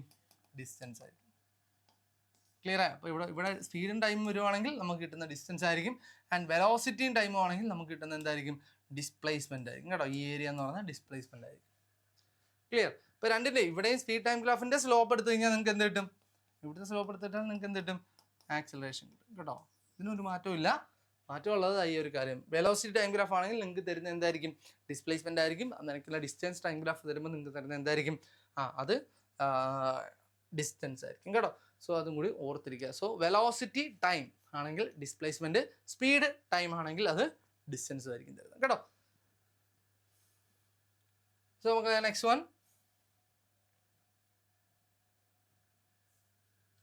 So next one, which of the following device is used to measure the distance traveled by a vehicle? ഒരു വെഹിക്കിൾ ട്രാവൽ ചെയ്യുന്ന ഡിസ്റ്റൻസിനെ മെഷർ ചെയ്യാൻ വേണ്ടി ഏത് ഇൻസ്ട്രുമെൻ്റ് ആണ് യൂസ് ചെയ്യുന്നത്? ഏതായിരിക്കും? സ്പീഡോമീറ്റർ ആരും പറയരുത് കേട്ടോ. സ്പീഡോമീറ്റർ അല്ല, എന്താണ്? ഓഡോമീറ്റർ ആണ് കേട്ടോ. സ്പീഡോമീറ്റർ എന്ന് പറയുന്നത് ഓഡോമീറ്റർ എന്ന് പറയുന്നത് രണ്ടാണ്. പക്ഷേ ഇത് രണ്ടും നമ്മളെ വണ്ടികളിൽ ഒന്നിച്ച് തന്നെയാണ് ഇരിക്കുന്നത്. ഇപ്പോൾ ഒരു വണ്ടി ഉണ്ടെങ്കിൽ ഈ വണ്ടിക്കകത്ത് ഒരു നീഡിലുണ്ടാവും. ഈ നീഡിൽ ഇങ്ങനെ തിരിയുമ്പോഴായിട്ട് നമുക്ക് 10 metre per second 10 kilometre per hour, 20 kilometre per hour, 30, 40, 50, 60 to 100, 120, ചിലപ്പോൾ 200 വണ്ടി അനുസരിച്ച് മാറും. സോ ഇതിങ്ങനെ കറങ്ങി ഇങ്ങനെ സ്പീഡ് കാണിക്കുന്നത് ഇപ്പം ഡിജിറ്റലായിട്ടുള്ളതുകൊണ്ട്, ഡിജിറ്റൽ അല്ലാത്ത കാര്യമാണ്, അനലോഗിൻ്റെ കാര്യമാണ് ഞാൻ പറയുന്നത്. സോ ഇതിങ്ങനെ ഇങ്ങനെ മാറി വരുന്ന ഇതെന്ന് പറഞ്ഞാൽ എന്താണ്? അതിൻ്റെ സ്പീഡോമീറ്റർ ആണ്. ആ വണ്ടിയുടെ സ്പീഡ് കണ്ടുപിടിക്കാൻ വേണ്ടിയിട്ടുള്ള ഡിസ്റ്റൻസ് ആണ്. പക്ഷേ ഇതിനകത്ത് തന്നെ താഴെ ഇവിടെ കണക്ക് നമ്മളെ കുറച്ച് ഇത് എഴുതിയേക്കും 15602. സോ ഇതിങ്ങനെ കറങ്ങിക്കൊണ്ടിരിക്കും. ഇതും ഇപ്പോൾ ഡിജിറ്റലാണ്. ക്ലിയർ ആണ്? സോ ഇതിനെയാണ് നമ്മൾ എന്തെന്ന് വിളിക്കുക? ഓഡോമീറ്റർ എന്ന് വിളിക്കുന്നത്. സോ ഓഡോമീറ്റർ റീഡിങ് നമ്മൾ ഇൻഷുറൻസ് ഒക്കെ എടുക്കാൻ പോകുമ്പോൾ പറയത്തില്ല നിങ്ങൾ ആ ഓഡോമീറ്റർ റീഡിംഗ് എന്ന് അയച്ചാൽ, അല്ലെങ്കിൽ സ്പീഡോമീറ്റർ റീഡിംഗ് എന്നല്ല പറയുന്നത്. അങ്ങനെ എന്താണ് പറയുന്നത്? ഓഡോമീറ്റർ റീഡിംഗ് എന്ന് തന്നെയാണ് അതിനെ പറയുന്നത്. സോ അപ്പോൾ ഓഡോമീറ്റർ എന്ന് പറഞ്ഞു കഴിഞ്ഞാൽ എന്താണ്? ഡിസ്റ്റൻസ് അളക്കുന്ന ആ ഒരു ഇതാണ്. മീൻസ് ആ കറങ്ങി നമ്മുടെ വണ്ടിയുടെയൊക്കെ ഫ്രണ്ടിൽ ഇങ്ങനെ എല്ലാത്തിൻ്റെയും ഫ്രണ്ടിലുണ്ട്. അല്ലെങ്കിൽ ഇപ്പോൾ ഡിജിറ്റലാണ്. സോ എങ്കിൽ പോലും സ്റ്റിൽ അവനെ പറയുന്ന പേരെന്താണ്? ഓഡോമീറ്റർ എന്നാണ് കേട്ടോ. നിങ്ങൾ ഡിജിറ്റൽ ആണെങ്കിൽ അതിൻ്റെ സൈഡിൽ ഓഡോ എന്ന് എഴുതിയിരിക്കും കേട്ടോ. സോ അത് ഓഡോമീറ്റർ റീഡിംഗ് ആണ് ഇതെന്ന് പറഞ്ഞത്. ഇനി അടുത്ത ടാക്കോമീറ്റർ എന്ന് പറഞ്ഞാൽ എന്തുമാത്രം റൊട്ടേഷൻസ് അവിടെ ഉണ്ട് എന്ന് അറിയാൻ വേണ്ടി, റൊട്ടേഷൻസ് പെർ മിനിറ്റ് അല്ലെങ്കിൽ RPM ഒക്കെ അളക്കാൻ വേണ്ടിയിട്ടാണ് എന്ത് യൂസ് ചെയ്യുന്നത്? ടാക്കോമീറ്റർ. എത്രമാത്രം റൊട്ടേറ്റ് ചെയ്യുന്നു എന്ന് അളക്കാൻ വേണ്ടിയിട്ടാണ് നമ്മൾ ടാക്കോമീറ്റർ യൂസ് ചെയ്യുന്നത്. സോ സ്പീഡോമീറ്റർ നിങ്ങൾക്ക് മനസ്സിലായി, സ്പീഡ് മെഷർ ചെയ്യാൻ വേണ്ടിയിട്ടാണ്. എത്ര കിലോമീറ്റർ പെർ അവർ സ്പീഡിലാണ് എന്ന രീതിയിലാണ് നമ്മൾ എന്ത് യൂസ് ചെയ്യുന്നത്? സ്പീഡോമീറ്റേഴ്സ് നമ്മളവിടെ യൂസ് ചെയ്യുന്നത്. സോ അടുത്ത ഫ്യൂവൽ ഗേജ് എന്ന് പറഞ്ഞാൽ എന്തോടെ കേൾക്കുമ്പോൾ തന്നെ അറിയാം എന്താണ് ഫ്യൂവലിൻ്റെ മെഷർമെൻറ്റ് എത്രയാണ്? പകുതിയായോ, ഫുള്ളുണ്ടോ, അത് ഇനി നമ്മൾ പറയത്തില്ല 1 കട്ടായി 2 കട്ടായി, ആ സാധനമാണ് എന്തെന്ന് പറഞ്ഞത്? Fuel gauge. ഇതെല്ലാം നമ്മൾ ഒറ്റ കേസിങ്ങിൽ ഒറ്റ ഇതിൽ തന്നെ ആയിരിക്കും വരുന്നത്. കാറിലാണെങ്കിലും ബൈക്കിലാണെങ്കിലും നമുക്ക് ആ റീഡിങ് എല്ലാം കൂടി ഒറ്റ കേസിങ്ങിൽ തന്നെ ആയിരിക്കും വരുന്നത്. അപ്പോൾ അതുകൊണ്ടാണ് നിങ്ങൾക്ക് സംശയം ഓർത്തോണം. അതിൽ ആ ഡിസ്റ്റൻസ് കാണിക്കുന്നത് ഓഡോമീറ്ററും, സ്പീഡ് കാണിക്കുന്നത് സ്പീഡോമീറ്ററും, ഫ്യൂവൽ കാണിക്കുന്നത് ഫ്യൂവൽ ഗേജും, പിന്നെ ചിലതിനകത്ത് RPM എന്ന് പറഞ്ഞ് കറങ്ങത്തില്ലേ, അതെന്ന് പറഞ്ഞാൽ എന്താണ്? ടാക്കോമീറ്ററുമാണ് കേട്ടോ. സോ അതും കൂടി ഒന്ന് ഓർത്തിരിക്കുക കേട്ടോ. സോ നെക്സ്റ്റ് വൺ ഒരു പ്രോബ്ലം ആണ്, ഒന്ന് ട്രൈ ചെയ്ത് നോക്കേ.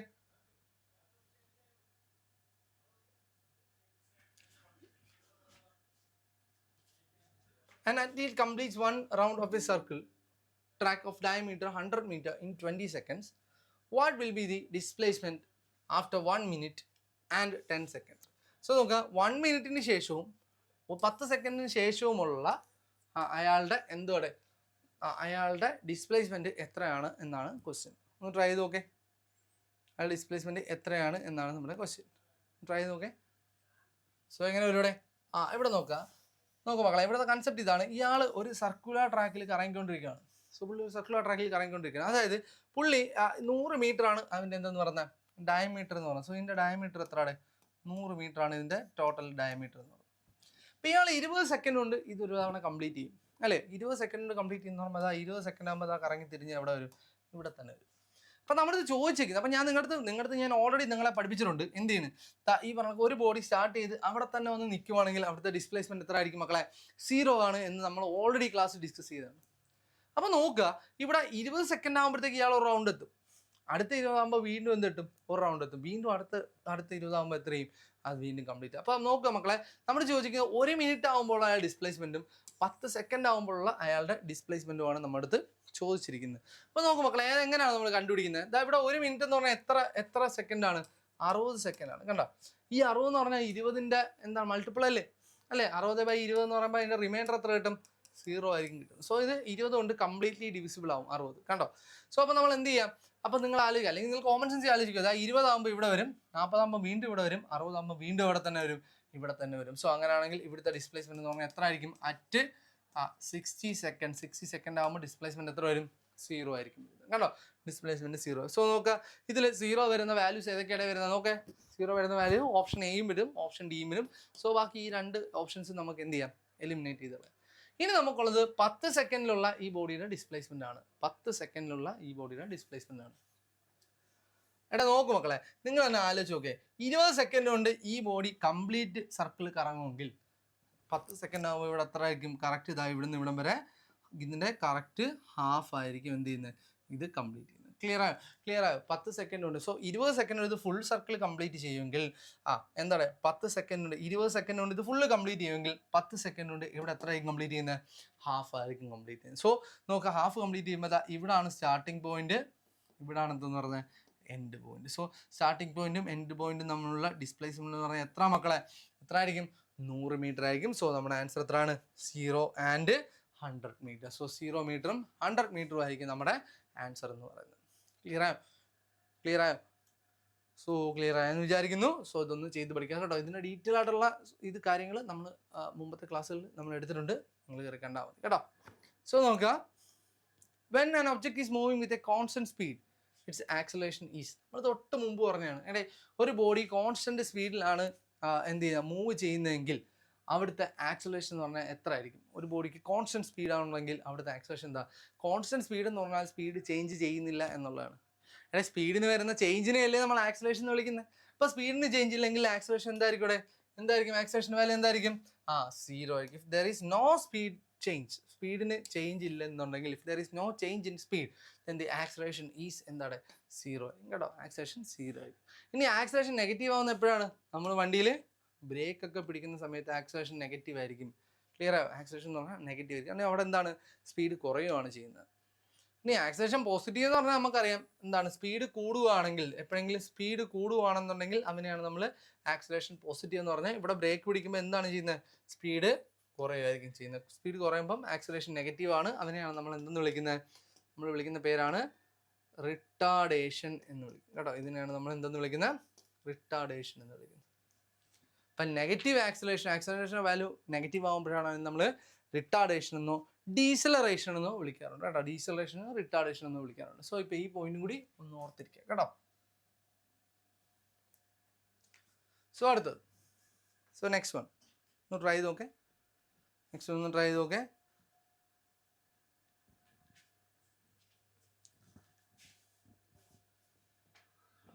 നോക്കുക, Ram records the odometer reading of his car. നോക്കുക, റാം എന്ന് പറഞ്ഞ ആള് അയാളുടെ ഓഡോമീറ്റർ റീഡിങ് എത്രയാണ്? തുടക്കത്തിൽ നോക്കാൻ നേരത്തെ എത്ര കിലോമീറ്റർ ആണ് കണ്ട? 2000 കിലോമീറ്റർ ആണ് കണ്ടത്. അപ്പോൾ ഓർത്തോണം മക്കളെ, നിങ്ങളുടെ വീട്ടിൽ നിന്ന് വണ്ടി നിങ്ങൾ സ്റ്റാർട്ട് ചെയ്യുന്ന സമയത്ത് നിങ്ങൾ ഓഡോമീറ്റർ റീഡിങ് ഇതാ ഇവിടെ 100 ആണെന്ന് വിചാരിക്കും. നിങ്ങൾ സ്റ്റാർട്ട് ചെയ്യുന്ന സമയത്ത് ഇവിടെ 0100 ഇതാണ് നിങ്ങൾ ഓഡോമീറ്റർ റീഡിങ്. നിങ്ങൾ കുറേ അടുത്ത് കറങ്ങാൻ പോയി തിരിച്ച് വീട്ടിൽ വണ്ടി കൊണ്ടുവന്ന് വെച്ചപ്പോൾ നിങ്ങൾ ഓഡോമീറ്റർ റീഡിങ് എന്തായി? 180 ആയി എന്ന് വിചാരിക്കുക. അപ്പം ഇങ്ങനെ വേണം നിങ്ങൾ ചിന്തിക്കുക കേട്ടോ. അപ്പോൾ നിങ്ങൾ വീട്ടിൽ നിന്ന് ഇറങ്ങിയപ്പോൾ നിങ്ങൾ ഓഡോമീറ്റർ റീഡിങ് എത്ര ആയിരുന്നു? 100 ആയിരുന്നു. കുറച്ച് കഴിഞ്ഞപ്പോൾ റീഡിങ് എത്രയായി? 180 ആയി. അങ്ങനെയാണെങ്കിൽ നിങ്ങൾ എത്ര ഡിസ്റ്റൻസ് ട്രാവൽ ചെയ്യുന്നു വെച്ചാൽ എന്ത് ചെയ്താൽ മതി? ഈ 180 നിന്ന് എത്ര കുറച്ചാൽ മതി? 100 കുറച്ചാൽ എന്ത് കിട്ടും? 80 കിലോമീറ്റർ ആയിരിക്കും നിങ്ങൾ ട്രാവൽ ചെയ്യുന്നത്. നമ്മൾ എപ്പോഴും നോക്കത്തില്ലേ, വണ്ടിയുടെ മൈലേജ് ഒക്കെ നോക്കാൻ വേണ്ടി നമ്മൾ റീഡിങ് നോക്കത്തില്ലേ? നോക്കും. സോ നിങ്ങൾ ഈ ക്വസ്റ്റ്യൻ ഒന്ന് ആലോചിച്ച് നോക്കേ. ഈ ക്വസ്റ്റ്യനകത്ത് അയാളെ വീട്ടിൽ നിന്ന് വണ്ടി സ്റ്റാർട്ട് ചെയ്തപ്പോൾ അയാളെ ഓഡോമീറ്റർ റീഡിങ് എത്ര ആയിരുന്നു? 2000 കിലോമീറ്റർ ആയിരുന്നു. അത് കഴിഞ്ഞിട്ട് അയാളുടെ ജേർണി എൻഡ് ചെയ്തപ്പോൾ അയാളുടെ ഡിസ്റ്റൻസ് എത്ര ആയിരിക്കും? 2400 കിലോമീറ്റർ ആണ്. സോ അങ്ങനെയാണെങ്കിൽ അയാൾ ട്രാവൽ ചെയ്ത ഡിസ്റ്റൻസ് എന്ന് പറഞ്ഞാൽ എത്ര വരും? ഞാൻ പറഞ്ഞ കണക്ക് 2400 മൈനസ് 2000 ദാറ്റ് എത്രയാണ് 400 കിലോമീറ്റർ ആയിരിക്കും ഇയാൾ ട്രാവൽ ചെയ്തിട്ടുണ്ടാവുക. സോ അയാളുടെ ഡിസ്റ്റൻസ് എന്ന് പറഞ്ഞാൽ എത്ര ആയിരിക്കും ഇവിടെ 400 കിലോമീറ്റർ ആണ്. സോ ഇനി എളുപ്പമില്ലേ ഇവിടെ, ഇനി എളുപ്പമില്ലേ? At the end of the day at the end of the journey എത്ര അവേഴ്സ് എടുത്തു? 8 hours ആണ് എടുത്തത്. അങ്ങനെയാണെങ്കിൽ what is the average speed? Average speed എന്ന് പറഞ്ഞാൽ എന്താണ്? ടോട്ടൽ ഡിസ്റ്റൻസ് ബൈ ടോട്ടൽ ടൈമിനെയാണ് നമ്മൾ ആവറേജ് സ്പീഡ് എന്ന് വിളിക്കുന്നത്. സോ ടോട്ടൽ ഡിസ്റ്റൻസ് എത്ര മക്കളെ? 400 കിലോമീറ്റർ ആണ്. എടുത്ത ടൈം എന്ന് പറഞ്ഞാൽ എത്രയാണ്? 8 ആണ്. സോ ഇതും വെട്ടിപ്പോ എത്രയാണ്? 50 കിലോമീറ്റർ പെർ അവർ. നമ്മുടെ ആൻസർ ഈസ് ഓപ്ഷൻ എ ആണ്. ക്ലിയറാ? ക്ലിയറാ? Okay, ready. സോ അടുത്ത ന്യൂട്ടന്റെ ഫസ്റ്റ് ലോയെ വിളിക്കുന്നത് എന്ത് ലോ എന്നാണ്? ഓൾറെഡി നമ്മൾ പറഞ്ഞു കഴിഞ്ഞ കാര്യമാണ്, ഓർത്തോണം. Newton first law is known as law of inertia. So law of inertia എന്നറിയപ്പെടുന്ന ലോ ഏതാണ്? ന്യൂട്ടന്റെ ഫസ്റ്റ് ലോ ഓഫ് മോഷനെയാണ് നമ്മൾ എന്തെന്ന് വിളിക്കുന്നത്? ലോ ഓഫ് ഇനേർഷ്യ എന്ന് വിളിക്കുന്നത് കേട്ടോ. ന്യൂട്ടന്റെ ഫസ്റ്റ് ലോ ആണ് നമ്മൾ ലോ ഓഫ് ഇനേർഷ്യ എന്ന് നമ്മൾ വിളിക്കാറ്. സോ ന്യൂട്ടന്റെ first law is known as law of inertia. Clear? So next one, which type of friction is known as self-adjusting force? Ortho മക്കളെ, സെൽഫ് അഡ്ജസ്റ്റിംഗ് ഫോഴ്സ് എന്ന് പറയുന്ന friction ഏതാണെന്ന് ചോദിച്ചു കഴിഞ്ഞാൽ നമ്മുടെ ആൻസർ ഓർത്തോണം എന്താണ്? നമ്മുടെ സ്റ്റാറ്റിക് ഫ്രിക്ഷൻ ആണ് കേട്ടോ. സെൽഫ് അഡ്ജസ്റ്റിംഗ് ഫോഴ്സ് എന്നറിയപ്പെടുന്ന ഫ്രിക്ഷൻ ഏതാണ്? സ്റ്റാറ്റിക് ഫ്രിക്ഷൻ ആണ് കേട്ടോ. സ്റ്റാറ്റിക് ഫ്രിക്ഷൻ ആണ് നമ്മുടെ സെൽഫ് അഡ്ജസ്റ്റിംഗ് ഫോഴ്സ് എന്നറിയപ്പെടുന്ന friction is static friction. Clear? Okay. So എന്തുകൊണ്ടാണ് എന്ന് ചോദിച്ചാൽ, നിങ്ങൾ ഇതായിപ്പോൾ ഉദാഹരണത്തിന് ഇതൊരു ഭിത്തിയാന്ന് വിചാരിക്കുക. അപ്പോൾ നിങ്ങളെ ഭിത്തിയിൽ നിങ്ങൾ ഒരു ഏണി ഇതാ ഇങ്ങനെ ചാരി വെച്ചു. ഇങ്ങനെ ചാരി വെച്ച് കഴിഞ്ഞാൽ ആ ഏണിയുടെ ഇവിടെയും ഫ്രിക്ഷൻ കാണും, എവിടെ ഉണ്ട്? ഇവിടെയും ഫ്രിക്ഷൻ കാണും. അപ്പോൾ അവിടെ ഏണി എന്ത് ചെയ്യത്തില്ല? താഴത്തിൽ. നിങ്ങൾ കുറച്ചുകൂടി ഏണി ചരിച്ച് വെക്കുവാണെങ്കിലോ വീണ്ടും ഇവിടെ ഫ്രിക്ഷൻ കാണും, ഇവിടെയും ഫ്രിക്ഷൻ കാണും. പക്ഷേ അവിടുത്തെ ഫ്രിക്ഷൻ്റെ അളവ് എന്തായിരിക്കും? വളരെ കുറവായിരിക്കും. ക്ലിയറാണ്? നിങ്ങൾ ഇങ്ങനെ വെക്കുവാണെങ്കിൽ ഇത് പോകും. സോ നിങ്ങൾ കുറച്ചുകൂടി ചരിച്ച് വെക്കുവാണെങ്കിൽ ഫ്രിക്ഷൻ കാണുമോ? ഇല്ല. ചിലപ്പോൾ ഇതെന്ത് ചെയ്യും? തെന്നി അങ്ങ് വീഴും. ക്ലിയർ? അപ്പോൾ അതായത് ഇവിടെ ആംഗിൾ മാറുന്നതനുസരിച്ച് ഇവിടുത്തെ ഫ്രിക്ഷൻ്റെ വാല്യൂ എന്ത് ചെയ്തുകൊണ്ടിരിക്കും? മാറിക്കൊണ്ടേയിരിക്കും. സോ അതുകൊണ്ടാണ് ഇതിനെ നമ്മൾ എന്തെന്ന് വിളിക്കുന്നത്? സെൽഫ് അഡ്ജസ്റ്റിംഗ് ഫോഴ്സ് എന്ന് വിളിക്കുന്നത്. അതായത് നിങ്ങൾ ഇവിടുത്തെ ആംഗിൾ മാറ്റുന്നതനുസരിച്ച് ഇവിടുത്തെ പിടുത്തം എന്തായിരിക്കും? വളരെ കൂടുതലായിരിക്കും. സോ അതുകൊണ്ടാണ് ഇതിനെ സെൽഫ് അഡ്ജസ്റ്റിംഗ് ഫോഴ്സ് എന്ന് നമ്മൾ എന്തെന്ന് വിളിക്കുന്നത്? സ്റ്റാറ്റിക് ഫ്രിക്ഷനെ നമ്മൾ വിളിക്കുന്നതിൻ്റെ കാരണം അതാണ്. സോ അതും കൂടി ഒന്ന് ഓർമ്മയിൽ വെച്ചേക്കുക. സെൽഫ് അഡ്ജസ്റ്റിംഗ് ഫോഴ്സ് എന്നറിയപ്പെടുന്ന ഫ്രിക്ഷൻ ഏതാണ്? നമ്മുടെ സ്റ്റാറ്റിക് ഫ്രിക്ഷനാണ് കേട്ടോ. So next one, a ball possesses 300 units of momentum. What will be the ball's new momentum if the velocity is doubled? Okay, velocity double ആവുന്ന സമയത്ത് അവിടുത്തെ മൊമെൻറ്റം എത്രയായിരിക്കും എന്നാണ് നമ്മുടെ ക്വസ്റ്റ്യൻ. സോ നിങ്ങൾക്കറിയാം എന്താണ് മൊമെൻറ്റത്തിൻ്റെ ഇക്വേഷൻ? എന്താ? Momentum P is equal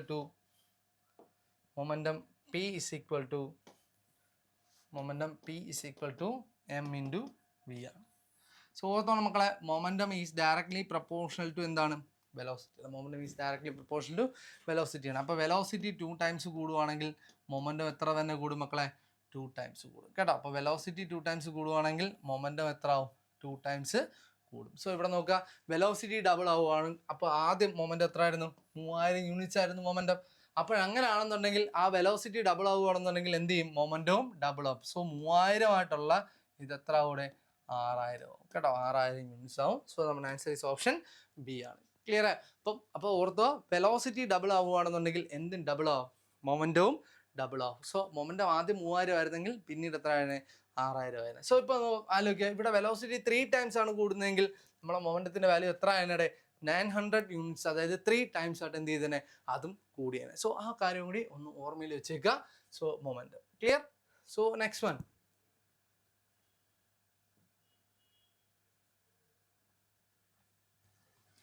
so ഇതൊരു യൂണിറ്റ് ആണ്. ഇതിനെപ്പറ്റി ഡീറ്റെയിൽ ആയിട്ട് നമുക്ക് വേറെ പ്രീവിയസ് ഇയറിൽ വരുന്നുണ്ട്. സോ ഇവിടെ നോക്കുക, power of A lens is -2.0 d. അപ്പോൾ എന്താണ് ഡി എ വിളിക്കുന്നത്? ഡി എ വിളിക്കുന്ന പേരെന്തോടെ? പവർ ഓഫ് എ ലെൻസിൻ്റെ പറയണേ. പവർ ഓഫ് എ ലെൻസിൻ്റെ യൂണിറ്റ് എന്താ? പവർ ഓഫ് എ ലെൻസിൻ്റെ യൂണിറ്റ് പറഞ്ഞിട്ടുണ്ട് എന്തോടെ? ഡയോപ്റ്റർ ആണ് കേട്ടോ. ഇതിന് ഇനി അടുത്ത ക്വസ്റ്റ്യൻസ് അപ്പുറത്ത് വരുന്നുണ്ട്. സോ അപ്പോൾ നമുക്ക് ഡീറ്റെയിൽ ആയിട്ട് പറയാം കേട്ടോ. So power of A lens നോക്കുക, പവർ എന്ന് പറഞ്ഞാൽ ഡിസ്റ്റൻസ് അല്ല, ഡയലേഷൻ അല്ല, പിന്നെ എന്ത് മാത്രമാണ്? ഡയോപ്റ്റർ ആണ് കേട്ടോ. So answer option C, dioptre ആണ് കേട്ടോ. ക്ലിയർ? സോ മക്കളെ next one 1 calorie of heat energy is equal to approximately dash joules. എടാ നോക്കുക, ഒരു കലോറി എന്ന് പറഞ്ഞാൽ എത്ര ജൂളാണ്? നിങ്ങൾക്കറിയാം ഒരു കലോറി എന്ന് പറഞ്ഞാൽ ഞാൻ പഠിപ്പിച്ചിട്ടുണ്ട്. ഒരു കലോറി എന്ന് പറഞ്ഞാൽ എത്ര ജൂളാണ്? എത്ര ജൂളാ? 4.2 ജൂളാണ്. So answer is 4 joule. കുറച്ചുകൂടി പ്രിസൈസ് ആയിട്ട് പറയുകയാണെങ്കിൽ 1 calorie is equal to 4.18 joule. ഇത് നമ്മൾ ക്ലാസ്സിൽ പറഞ്ഞാണ്, നിങ്ങൾക്ക് ഡീറ്റെയിൽ ആയിട്ട് വേണമെങ്കിൽ പോയി നോക്കുക കേട്ടോ. So 1 calorie is equal to 4.18 joule. ഒരു കലോറി എന്ന് പറഞ്ഞാൽ 4.18 ജൂൾ ആണ് കേട്ടോ ഒരു കലോറി എന്ന് പറയുന്നത്. സോ ക്ലിയർ ആയെന്ന് വിശ്വസിക്കുന്നു. So next one,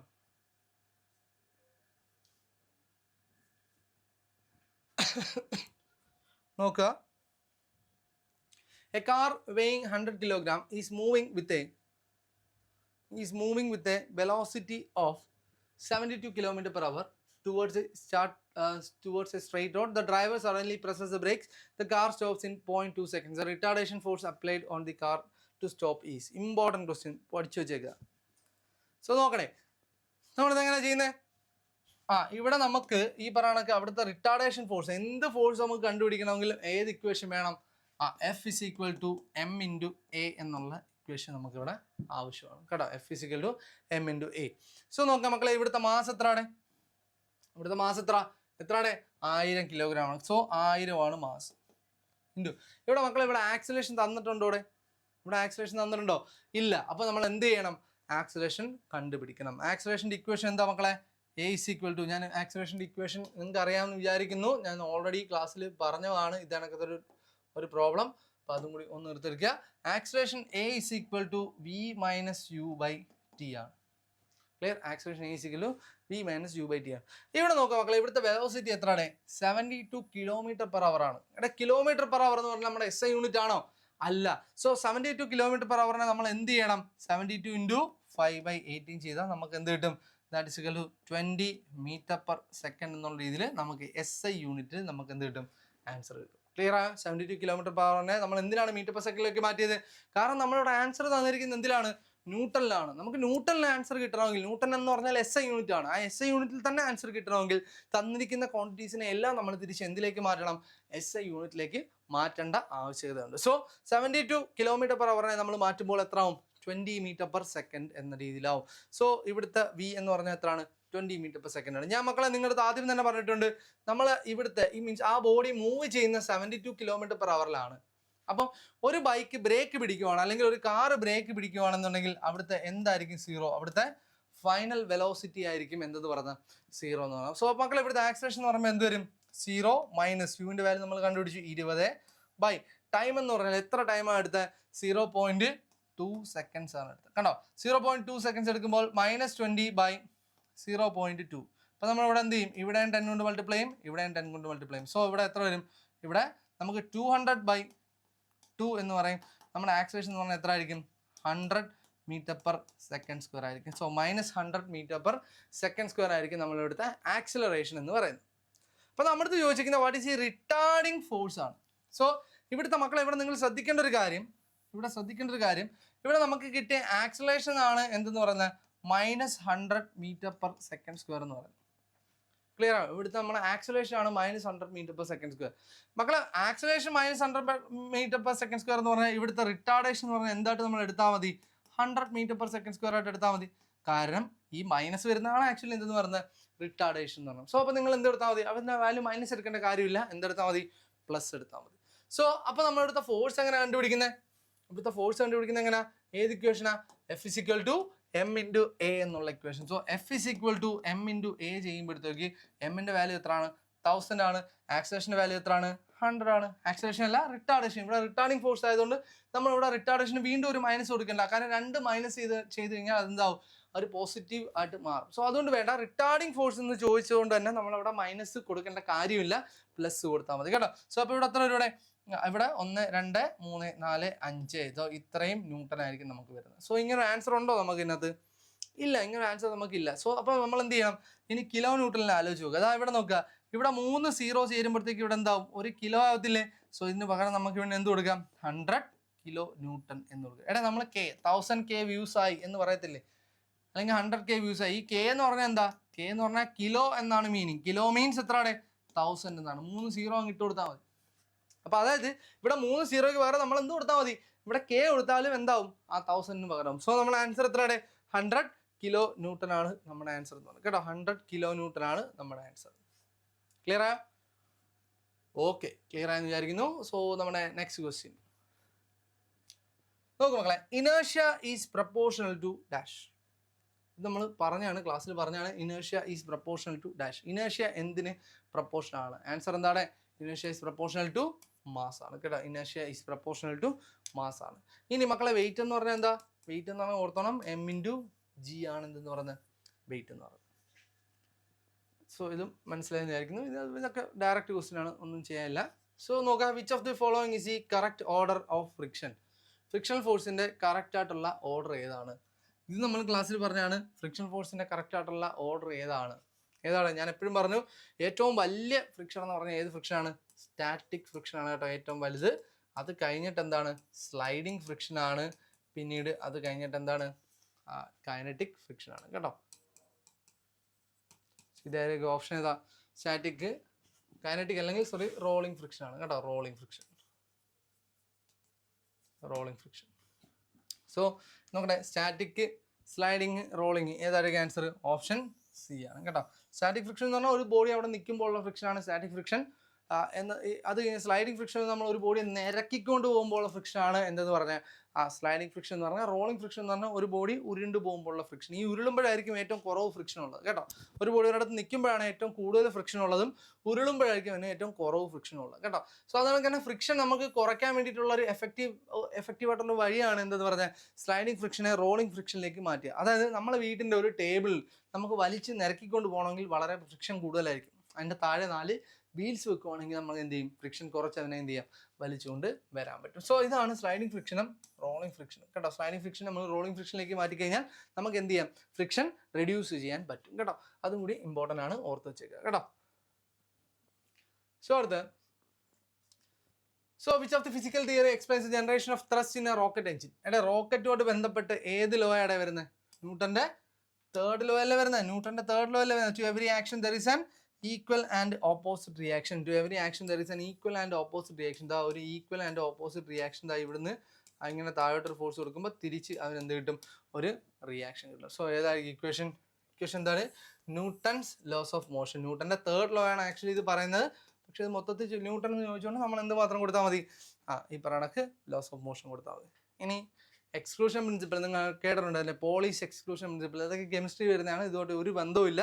Faraday's law എന്ന് പറഞ്ഞാൽ Faraday's law of electromagnetic ഇൻഡക്ഷൻ്റെ ലോ ആണ് എന്തെന്ന് പറഞ്ഞാൽ ഫാരഡേസ് ലോ എന്ന് പറഞ്ഞാൽ. ലോ ഓഫ് തെർമോഡൈനാമിക്സ് എന്ന് പറഞ്ഞാൽ അത് വേറെയാണ്, അത് ഹീറ്റുമായിട്ട് ബന്ധപ്പെട്ടാണ്. അതൊരിക്കലും റോക്കറ്റ് പ്രൊപ്പൽഷനുമായിട്ട് അതിൻ്റെ ത്രസ്റ്റുമായിട്ട് യാതൊരു തരത്തിലുള്ള ബന്ധങ്ങളുമില്ല. സോ നമ്മുടെ ആൻസർ എന്തോടെ മക്കളെ?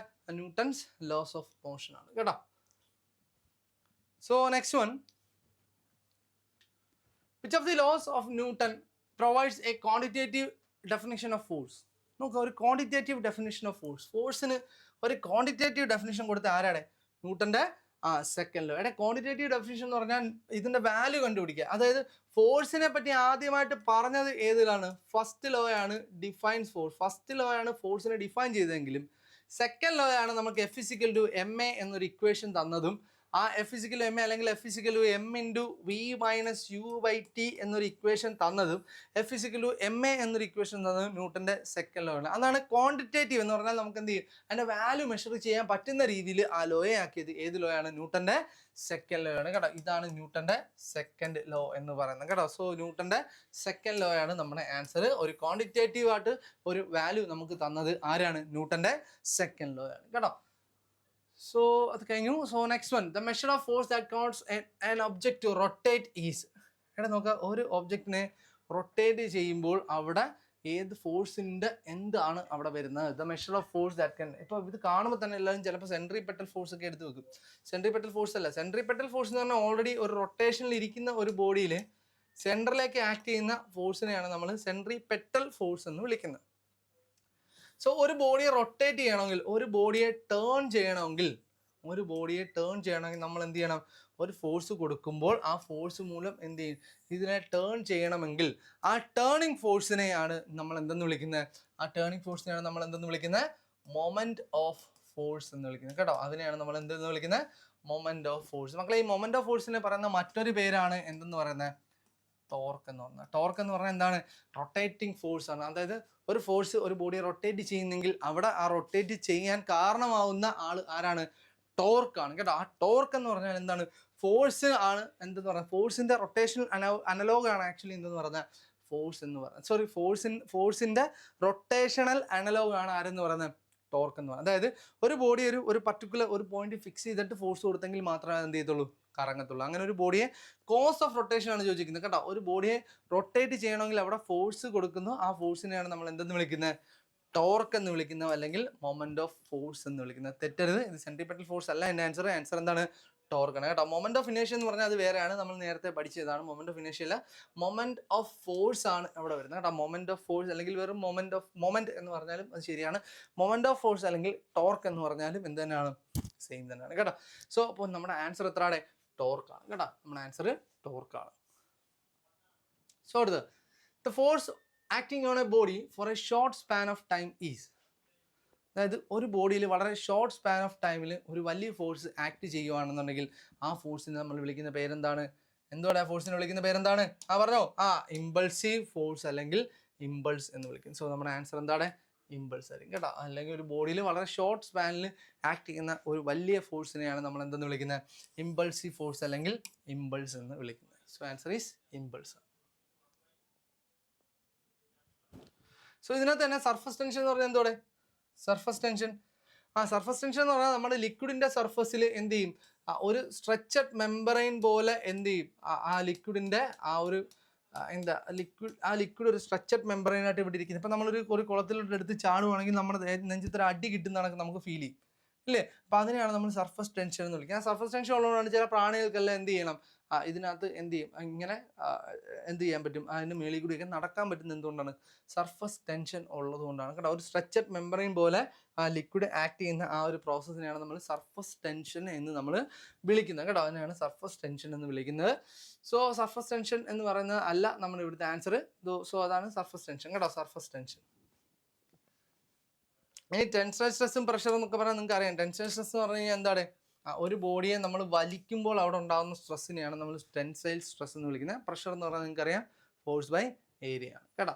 അപ്പോൾ ഇത് ഓർത്തിരിക്കുക, ഇതാണ് സർഫസ് ടെൻഷൻ എന്ന് പറയുന്നത്. ഇത് സർഫസ് ടെൻഷനും ബാക്കി കാര്യങ്ങളും ജസ്റ്റ് ഒന്ന് ഓർത്തിരിക്കുക കേട്ടോ. ഇതിലൊക്കെ ക്ലാസ് നമ്മൾ അപ്ലോഡ് ചെയ്തിട്ടുണ്ട്, നോക്കിയാൽ മതി.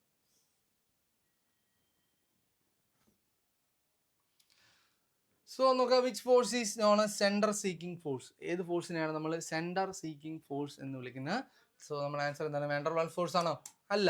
സെൻട്രിഫ്യൂഗൽ ആണോ? അല്ല. സെൻട്രിഫ്യൂഗൽ എന്ന് പറഞ്ഞാൽ സെൻട്രൽ സീക്കിംഗ് എന്ന് പറഞ്ഞാൽ സെൻറ്ററിലേക്ക് ആകർഷിക്കുന്ന ഫോഴ്സിനെയാണ് നമ്മൾ സെൻട്രി സീക്കിംഗ് ഫോഴ്സ് അല്ലെങ്കിൽ സെൻട്രൽ സീക്കിംഗ് ഫോഴ്സ് എന്ന് വിളിക്കുന്നത്. ഇതല്ല. സെൻട്രിഫ്യൂഗൽ ഫോഴ്സ് എന്ന് പറഞ്ഞാൽ ഇവിടുന്ന് വെളിയിലേക്ക് പോകുന്ന ഫോഴ്സ് ആണ് എന്തെന്ന് പറയുന്നത്? സെൻട്രിഫ്യൂഗൽ ഫോഴ്സ് എന്ന് പറയുന്നത്. അപ്പോൾ നമ്മുടെ ആൻസർ എന്തായിരിക്കും മക്കളെ? സെൻട്രിപെറ്റൽ ഫോഴ്സ് ആയിരിക്കും. സെൻട്രിപെറ്റൽ ഫോഴ്സ് ആണ് the force that acting towards the centre. സെൻറ്ററിലേക്ക് ആക്ട് ചെയ്യുന്ന ഫോഴ്സിനെയാണ് നമ്മൾ എന്തെന്ന് വിളിക്കുക? സെൻട്രിപെറ്റൽ ഫോഴ്സ് എന്ന് വിളിക്കുക. സോ അപ്പോൾ അതുകൂടി ഒന്ന് ഓർത്ത് വെച്ചേക്കാം കേട്ടോ. ഇതാണ് സെൻട്രിപെറ്റൽ ഫോഴ്സ് എന്ന് പറയുന്നത്.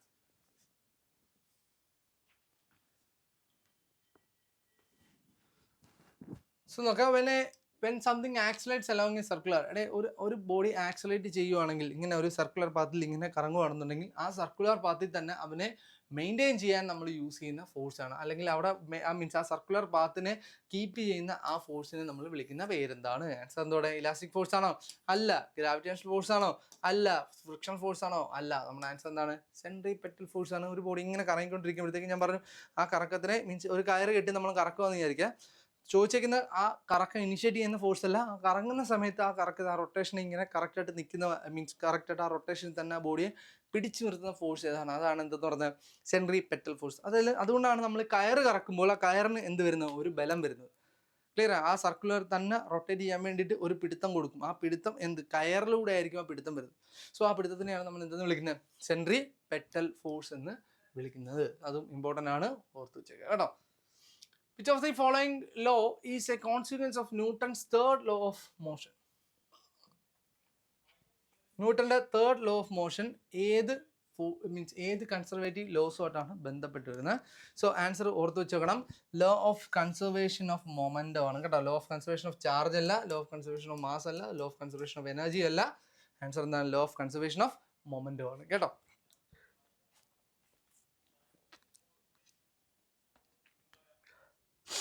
Law of conservation of momentum ആണ് കേട്ടോ, ഓർത്ത് വെച്ചേക്കണം. അതായത് law of conservation of momentum എന്ന് പറഞ്ഞു കഴിഞ്ഞാൽ the momentum before an impact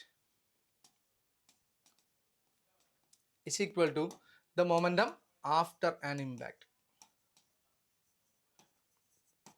മക്കളെ ഈ ഒരു പ്രിൻസിപ്പിൾ വെച്ചിട്ടാണ് ഞാൻ പറഞ്ഞത്, നമ്മൾ ന്യൂട്ടന്റെ തേർഡ് ലോയ്ക്ക് വരുന്ന ഏറ്റവും ബെസ്റ്റ് എക്സാമ്പിൾ ആണ് റീകോയിലിംഗ് ഓഫ് ഗൺ എന്ന് ഞാൻ ഓൾറെഡി പറഞ്ഞായിരുന്നു. റീകോയിലിംഗ് ഓഫ് ഗൺ, ആ റീകോയിലിംഗ് ഓഫ് ഗണ്ണിന്റെ ഒക്കെ റീകോയിലിംഗ് വെലോസിറ്റി ഒക്കെ നമ്മൾ കണ്ടുപിടിക്കുന്നത് ഈ പറഞ്ഞ കണക്കത്തുള്ള എന്താണ് ന്യൂട്ടന്റെ തേർഡ് ലോ, അതായത് momentum before collision is equal to momentum after collision എന്നുള്ള രീതിയിലുള്ള, അല്ലെങ്കിൽ momentum before an impact is equal to momentum after an impact എന്നുള്ള law of conservation of momentum വെച്ചിട്ടാണ് കേട്ടോ. സോ ഇത് ഓർത്തിരിക്കുക, വളരെ ഇമ്പോർട്ടൻ്റ് ആണ് കേട്ടോ ഇത്. ഇനി നോക്കുക, Kepler's first law is known as, എടാ കെപ്ലറിന്റെ ഫസ്റ്റ് ലോയെ നമ്മൾ വിളിക്കുന്ന പേരെന്താണ്? കെപ്ലറിന്റെ ഫസ്റ്റ് ലോ നമ്മൾ വിളിക്കുന്ന പേരെന്താ? ലോ ഓഫ് എലിപ്സ് എന്നാണ് കേട്ടോ. ലോ ഓഫ് എലിപ്സ് ആണ്. എന്തുവാ കെപ്ലറിന്റെ ഫസ്റ്റ് ലോ പറയുന്നത്? എന്താ? പ്ലാനറ്റ്സ് എല്ലാം കൂടി എന്താണ് ഒരു എലിപ്റ്റിക്കൽ പാത്തിൽ മൂവ് ചെയ്യുന്നു എന്നാണ് കെപ്ലറിന്റെ ഫസ്റ്റ് ലോ പറയുന്നത്. സോ ഫസ്റ്റ് ലോ വിളിക്കുന്ന പേരാണ് എന്തെന്ന് പറയുന്നത്? ലോ ഓഫ് എലിപ്സസ് എന്ന് വിളിക്കുന്നത്, അല്ലെങ്കിൽ ലോ ഓഫ് എലിപ്സ് എന്ന് വിളിക്കും. അതിന്റെ സെക്കൻഡ് ലോ ആണ് എന്തെന്ന് പറയുന്നത്? ലോ ഓഫ് ഈക്വൽ ഏരിയാസ് എന്ന് പറയുന്നത് കെപ്ലറിന്റെ സെക്കൻഡ് ലോ ആണ്. ക്ലിയർ ആണ്. ഇനി അടുത്ത കെപ്ലറിന്റെ ഒരു തേർഡ് ലോ ഉണ്ട്. ആ കെപ്ലറിന്റെ തേർഡ് ലോ വിളിക്കുന്ന പേരാണ് ലോ ഓഫ് പീരിയഡ്സ് എന്ന് നമ്മൾ പറയും കേട്ടോ. ലോ ഓഫ് പീരിയഡ്സ് എന്ന് അറിയപ്പെടുന്നത് കെപ്ലറിന്റെ തേർഡ് ലോ ആണ്. അപ്പൊ ലോ ഒക്കെ നമ്മൾ ഡീറ്റെയിൽ ആയിട്ട് ക്ലാസ്സിൽ എക്സ്പ്ലെയിൻ ചെയ്യുന്നുണ്ട്. വേണ്ടവർ ഗ്രാവിറ്റേഷൻ എന്നുള്ള ചാപ്റ്റർ കയറി നോക്കുക കേട്ടോ. ഡീറ്റെയിൽ ആയിട്ട് എല്ലാം നമ്മൾ പറഞ്ഞിട്ടുണ്ട് അവിടെ. ഇനി നോക്കാം, once a satellite has been launched into the orbit the only force governing its motion of force is. അതായത് നമ്മളൊരു സാറ്റലൈറ്റിനെ നമ്മൾ ലോഞ്ച് ചെയ്ത് കഴിഞ്ഞാൽ പിന്നീട് അവിടെ വരുന്ന ഫോഴ്സ് ആര് മാത്രമായിരിക്കും? നിങ്ങൾ എലാസ്റ്റിസിറ്റി വരുമോ അവിടെ? ഇല്ല. ഞാൻ പറഞ്ഞില്ല, ചിലത് നിങ്ങൾക്ക് ഡൗട്ട് ഉണ്ടെങ്കിൽ നിങ്ങൾ എന്ത് ചെയ്യുക, അവിടുത്തെ ഓപ്ഷൻ കൂടി ഒന്ന് നോക്കുക. സോ ഇവിടെ നോക്കുക, എലാസ്റ്റിസിറ്റി വരുവോടെ? ഇല്ല. ഫ്രിക്ഷൻ വരുവോടെ? ഇല്ല. ഫ്രിക്ഷൻ ഒരിക്കലും വരത്തില്ല. കാരണം എന്താ? ഫ്രിക്ഷൻ എന്ന് പറഞ്ഞു കഴിഞ്ഞാൽ ഈ പറഞ്ഞ കണക്ക് നമ്മുടെ രണ്ട് ബോഡി തമ്മിൽ കോൺടാക്ട് ചെയ്യുമ്പോഴേ ഉള്ളൂ. നമ്മൾ ഒരിക്കലും ഈ പറഞ്ഞ കണക്ക് ഒരു സാറ്റലൈറ്റ് എന്ന് പറഞ്ഞാൽ എർത്തിന്റെ പുറത്തുള്ള ഒരു സംഭവമാണ്. ആ എർത്തിന് പുറത്ത് എന്തില്ല ഫ്രിക്ഷൻ ഇല്ല. അപ്പോൾ ഒരിക്കലും ഫ്രിക്ഷൻ ഫോഴ്സ് വരില്ല. പിന്നെ ഫ്യൂവൽ ഡ്രിവൺ അതും ഒരിക്കലും വരത്തില്ല. കാരണം എന്താ? നമ്മൾ ഈ പറഞ്ഞ കണക്ക് ആ ഒരു കറക്കത്തിനെ എപ്പോഴും ഇൻഫ്ലുവൻസ് ചെയ്യുന്ന ആര് മാത്രമായിരിക്കും? ഗ്രാവിറ്റി മാത്രമായിരിക്കും. നമുക്ക് എപ്പോഴും ഇടയ്ക്കിടയ്ക്ക് സാറ്റലൈറ്റ് കൊണ്ടുവന്ന് പെട്രോൾ അടിക്കുകയോ ഡീസൽ അടിക്കുകയോ എന്തെങ്കിലും ചെയ്യാൻ പറ്റുമോ? ഇല്ല. അത് ഗ്രാവിറ്റേഷണൽ ഫോഴ്സ് മൂലം എന്ത് തന്നെയാണ്? കറങ്ങുന്നതാണ്. അവിടെ വർക്ക് ഡൺ വേണ്ട. കാര്യം ഒരു സർക്കുലർ മോഷനിൽ കറങ്ങുമ്പോഴത്തേക്ക് അവിടുത്തെ വർക്ക് ഡൺ എത്ര ആയിരിക്കും? 0 ആയിരിക്കും കേട്ടോ. ഇതൊക്കെ നമ്മൾ ഡീറ്റെയിൽ ആയിട്ട് ഇതിനകത്ത് പറഞ്ഞിട്ടുണ്ട്. വേണ്ടവർ എന്ത് ചെയ്യുക, ക്ലാസ് ഡീറ്റെയിൽ ആയിട്ട് കയറി കാണുക കേട്ടോ. സോ ആൻസർ എന്ന് പറഞ്ഞാൽ only force that governing rotation of A satellite എന്ന് പറഞ്ഞാൽ ഏത് മാത്രമായിരിക്കും? ഗ്രാവിറ്റി. എർത്തിന്റെ ഗ്രാവിറ്റിയാണ് ഇതിനെ ഇങ്ങനെ കറങ്ങാൻ വേണ്ടി എന്ത് ചെയ്യുന്നത്? പിടിച്ചു നിർത്തുന്നത് കേട്ടോ. സോ ആൻസർ ഈസ് ഗ്രാവിറ്റി കേട്ടോ. സോ എടുത്ത് നോക്കുക, which of the following is an action at A distance force? Which of the following is an action at A distance force? ഒരു ആക്ഷൻ അറ്റ് എ ഡിസ്റ്റൻസ്, ഒരു distance ഫോഴ്സിലുള്ള action വരുന്ന ആ ഒരു force ഏതാണ്? നമ്മുടെ ഗ്രാവിറ്റേഷണൽ ഫോഴ്സ് ആണ്. കണ്ടോ? കാരണം ഫ്രിക്ഷൻ എന്ന് പറഞ്ഞാൽ എന്താണ്? ഡയറക്റ്റ് കോൺടാക്ട് ചെയ്യുമ്പോഴേ ഫ്രിക്ഷൻ ഉള്ളൂ. അത് ആക്ഷൻ അറ്റ് എ ഡിസ്റ്റൻസ് അല്ല. ടെൻഷൻ എന്ന് പറഞ്ഞാലും അങ്ങനെ തന്നെയാണ്. ടെൻഷൻ എന്ന് പറഞ്ഞാൽ എന്താണ്? നമ്മൾ ഒരു കയറിൻ്റെയോ അല്ലെങ്കിൽ ഇതിൻ്റെ രണ്ട് ഒറ്റത്ത് പിടിച്ച് വലിക്കുമ്പോഴാണ് എന്തെന്ന് പറയുന്നത്? ടെൻഷൻ എന്ന് പറയുന്നത്. ഇനി പുള്ളെന്ന് പറഞ്ഞാൽ ജസ്റ്റ് നമ്മളൊരു സാധനത്തിനെ പുള്ളി ചെയ്യുക, അതാണ് പുൾ. ഇനി ഗ്രാവിറ്റേഷൻ എന്ന് പറഞ്ഞാൽ എങ്ങനെയാണ്? ഗ്രാവിറ്റേഷൻ ഇപ്പോൾ തെങ്ങിനകത്തൊരു തേങ്ങ നിൽക്കുന്നു. ആ തേങ്ങ എന്താ എർത്ത് ഒന്ന് കൈ വെച്ച് പിടിച്ച് താഴെ ഇടുകയാണോ ചെയ്യുന്നത്? അല്ല. എന്ത് ചെയ്യും? ഒരു ആക്ഷൻ അറ്റ് എ ഡിസ്റ്റൻസ് ആണ്. ഒരു ഡിസ്റ്റൻസിലുള്ള ഒരു ആക്ഷനാണ് എന്തെന്ന് പറഞ്ഞാൽ ഈ പറഞ്ഞ കണക്ക് എന്ത് ഫോഴ്സ് എന്ന് പറഞ്ഞാൽ ഗ്രാവിറ്റേഷൻ ഫോഴ്സ്. എർത്ത് മൂന്നും തമ്മിലുള്ള അട്രാക്ഷൻ അത് എന്താണ്? Action at A distance force ആണ്. അതിനെയാണ് നമ്മൾ എന്തെന്ന് വിളിക്കുന്നത്? ഗ്രാവിറ്റേഷണൽ ഫോഴ്സ് എന്ന് വിളിക്കുന്നത്. സോ അതും കൂടി നിങ്ങൾ ഓർത്തിരിക്കുക കേട്ടോ. ഇതൊക്കെ സിമ്പിളാണ്, നിങ്ങൾക്ക് എല്ലാം ചെയ്യാൻ പറ്റുന്നേ ഉള്ളൂ. സോ നെക്സ്റ്റ് വൺ, അടുത്ത question. If an object of mass is 2 kilogram is dropped from a height of 10 meter, what will be the ratio of its potential energy and kinetic energy? ഇപ്പോൾ ഒന്ന് ട്രൈ ചെയ്ത് നോക്കേ. എങ്ങനെ വരും? ഞാൻ പറഞ്ഞിട്ടുണ്ട്, law of conservation of energy അനുസരിച്ച് ഒരു ബോഡി ഒരു പർട്ടിക്കുലർ ഹൈറ്റ് നിൽക്കുവാണ്. ഇത് എത്ര ഹൈറ്റിലാണ് നിൽക്കുന്നത്? 10 മീറ്ററിലാണ് നിൽക്കുന്നത് കേട്ടോ. 10 മീറ്റർ ഹൈറ്റിലാണ് ഒരു ബോഡി നിൽക്കുന്നതെങ്കിൽ അവിടുത്തെ പൊട്ടൻഷ്യൽ എനർജി എന്ന് പറഞ്ഞാൽ ഞാൻ പറഞ്ഞു എന്തുവാണ് ആൻസർ? m×g/h ആണ്. സോ ഇവിടെ മാസ് എന്ന് പറഞ്ഞാൽ 2 ആണ്. ജി എന്ന് പറഞ്ഞാൽ ഇവിടെ 10 ആയിട്ട് എടുക്കുകയാണ്, 10 ആണ്. ആൻഡ് ഇവിടെ എച്ച് എന്ന് പറഞ്ഞാൽ എത്ര വരും? വീണ്ടും എത്രയാണ്? 10 ആണ്. സോ എത്ര ആയിരിക്കും ഇവിടെ? 200 ജൂൾ ആയിരിക്കും. സോ ഇവിടുത്തെ കൈനറ്റിക് എനർജി എന്ന് പറഞ്ഞാൽ എത്ര ആയിരിക്കും? 0 ആയിരിക്കും. സോ അത് കാരണം ഇവിടുത്തെ ടോട്ടൽ എനർജി എന്ന് പറഞ്ഞാൽ എത്രയാണ്? 200 ജൂൾ പ്ലസ് 0 എത്ര ആയിരിക്കും? 200 ജൂൾ ആയിരിക്കും. ക്ലിയർ? 200 ജൂൾ തന്നെ ആയിരിക്കും ഇവിടുത്തെ ഇത്. സോ ഞാൻ പറഞ്ഞു ഈ ബോഡി ഇതാ ഇവിടെ വീണാലും ഇവിടുത്തെ ടോട്ടൽ എനർജി എന്ന് പറഞ്ഞാൽ എത്ര ആയിരിക്കും? 200 ജൂൾ ആയിരിക്കും. ഇവിടുത്തെ ടോട്ടൽ എനർജി എന്ന് പറഞ്ഞാൽ എത്ര ആയിരിക്കും മക്കളെ? 200 ജൂൾ ആയിരിക്കും. കാരണം ഇത് ലോ ഓഫ് കൺസർവേഷൻ ഓഫ് എനർജിയാണ്. നമ്മളിത് ചോദിച്ചേക്കുന്നത് അറ്റ് ഹൈറ്റ് എത്രയാണ്? 6 മീറ്റർ ഹൈറ്റ് ആകുമ്പോൾ ഇവിടുത്തെ എന്താണ് പൊട്ടൻഷ്യൽ എനർജിയും കൈനറ്റിക് എനർജിയും തമ്മിലുള്ള റേഷ്യോ എത്രയാണ്? സോ നോക്കാം, അറ്റ് ഹൈറ്റ് 6 ആകുമ്പോഴത്തേക്ക് ഇവിടുത്തെ പൊട്ടൻഷ്യൽ എനർജി എന്ന് പറയുമ്പോൾ എന്ത് വരും? ആ എം ആയ 2 ഇൻറ്റു ജി ആയ 10 ഇൻറ്റു എച്ച് ആയ എത്രയാണ്? 6 ആണ്. സോ ഇത് M into G into H ആണ്. ഇതിൻ്റെ വാല്യൂ എത്ര കിട്ടും? 6 6 12 120 ജൂൾ ആയിരിക്കും കിട്ടുന്നത്. സോ നോക്കും മക്കളെ, ഇവിടുത്തെ ടോട്ടൽ എനർജി 200 ആണ്, പൊട്ടൻഷ്യൽ എനർജി 120 ആണ്. അങ്ങനെയാണെങ്കിൽ ഇവിടുത്തെ കൈനറ്റിക് എനർജി എത്ര വരണം? 80 ജൂൾ ആയിരിക്കും. ക്ലിയർ ആയി? 80 ജൂൾ ആയിരിക്കും. അങ്ങനെയാണെങ്കിൽ ഇവിടുത്തെ പൊട്ടൻഷ്യൽ എനർജിയും കൈനറ്റിക് എനർജിയും നമ്മളുടെ റേഷ്യോ എത്ര ആയിരിക്കും? 120:80 ആയിരിക്കും. സോ 4 കൊണ്ട് വെട്ടിയാൽ 3, 4 കൊണ്ട് വെട്ടിയാൽ 2, 40 കൊണ്ട് വെട്ടിക്കഴിഞ്ഞാൽ നമുക്ക് എന്ത് കിട്ടും? 3:2 എന്നുള്ള രീതി കിട്ടും. നമ്മുടെ ആൻസർ ഈസ് ഓപ്ഷൻ സി, 3:2 ആയിരിക്കും. കിട്ടിയോ എല്ലാവർക്കും? എല്ലാം കിട്ടിയോ? സോ കിട്ടിയെങ്കിൽ നിങ്ങൾ നോക്കുക, ഇത് നമ്മൾ വർക്ക് എനർജി പവർ എന്നുള്ള ക്വസ്റ്റിനകത്ത് വളരെ വളരെ ഡീറ്റെയിൽ ആയിട്ട് കൊടുത്തിട്ടുള്ള ഒരു ഇതാണ് കേട്ടോ. സോ കയറി കണ്ടോണം, ക്വസ്റ്റിനൊക്കെ കയറി കണ്ടോണം, ഇമ്പോർട്ടൻ്റ് ആണ് കേട്ടോ. So next one, which among the following is correctly represents the relationship between acceleration due to gravity and universal gravitational constant? ഏതാണ് ആൻസർ? എത്ര? G is equal to gm/r². Equation കാണാൻ പഠിച്ച് വെച്ചേക്കണം, ഇമ്പോർട്ടൻ്റ് ആണ് കേട്ടോ. G is equal to gm/r². കേട്ടോ, G is equal to gm/r². So next one, which of the following is an example of gravitational potential energy? നോക്കണേ, gravitational potential എനർജിയുടെ means example ഏതാണ്? കൂട്ടത്തിൽ ഗ്രാവിറ്റേഷണൽ പൊട്ടൻഷ്യൽ എനർജി എക്സാമ്പിൾ ഏതാ? Moving car ആണോ? അല്ല, moving car എന്ന് പറഞ്ഞാൽ എന്താണ്? കൈനറ്റിക് എനർജിയാണ്. Bullet fire from A gun, അതും എന്താണ്? കൈനറ്റിക് എനർജിയാണ്. ഫുഡ് കിക്കിങ് എ ബോൾ, ഒരു ബോളിലേക്ക് ഫുഡ് കിക്കുകയാണെങ്കിൽ അത് കൈനറ്റിക് എനർജി അല്ലേ വരത്തുള്ളൂ. പിന്നെ ഏതായിരിക്കും നമ്മുടെ answer? Water behind the dam. കണ്ടോ, നമ്മൾ ഡാമിനകത്ത് വാട്ടർ സ്റ്റോർ ചെയ്യുമ്പോൾ ഞാൻ പറഞ്ഞിട്ടുണ്ട് എന്താണ്? പൊട്ടൻഷ്യൽ എനർജി ആയിട്ടാണ് സ്റ്റോർ ചെയ്യുന്നത്. നമ്മുടെ വീടുകളിലെ വാട്ടർ ടാങ്കിൽ വാട്ടർ സ്റ്റോർ ചെയ്യുമ്പോൾ ഒരു പർട്ടിക്കുലർ ഹൈറ്റിലാണ് വാട്ടറിനെ സ്റ്റോർ ചെയ്യപ്പെടുന്നത്. സോ അപ്പോൾ ആ ഹൈറ്റിലിരിക്കുന്ന എന്താണ്? അത് പൊട്ടൻഷ്യൽ എനർജിയാണ്. സോ ടാങ്കിനകത്ത് വാട്ടർ സ്റ്റോർ ചെയ്യുന്നു അല്ലെങ്കിൽ ഡാമിൽ വാട്ടർ സ്റ്റോർ ചെയ്യുന്നു, ഇതെല്ലാം എന്തിൻ്റെ എക്സാമ്പിളാണ്? ഗ്രാവിറ്റേഷണൽ പൊട്ടൻഷ്യൽ എനർജിയുടെ എക്സാമ്പിളാണ്. സോ നമ്മുടെ ആൻസർ ഈസ് ഓപ്ഷൻ സി ആണ് കേട്ടോ. ഓപ്ഷൻ സി ആണ് നമ്മുടെ answer. So next one, who discovered the law of levers and pulleys? എടാ നോക്കാം, ലോ ഓഫ് ലിവേഴ്സും പുള്ളീസും ഒക്കെ ഫോളോ ചെയ്ത് ആരാണ്? ആർക്കിമിഡീസ് ആണ് കേട്ടോ. ആർക്കിമിഡീസ് ആണ്. നിങ്ങൾക്കറിയാം ആർക്കിമിഡീസ് പ്രിൻസിപ്പിളൊക്കെ നിങ്ങൾക്കറിയാം. സോ ഇതാണ് ആർക്കിമിഡീസ് ആണ് എന്തെന്ന് പറഞ്ഞത്?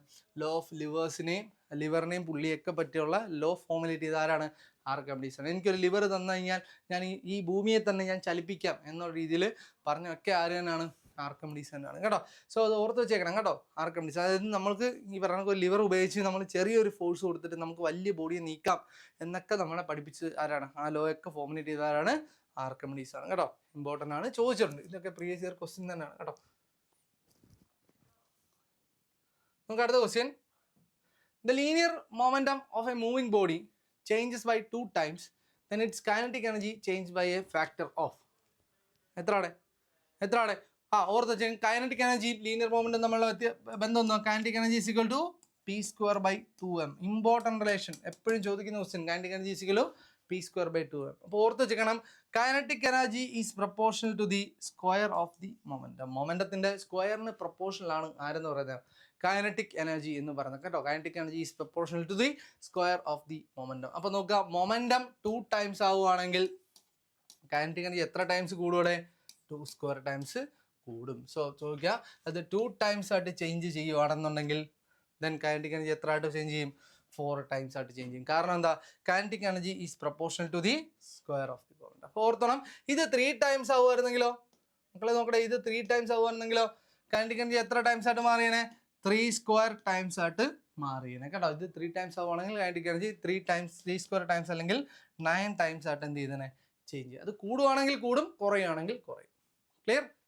ക്ലിയർ അല്ലേ?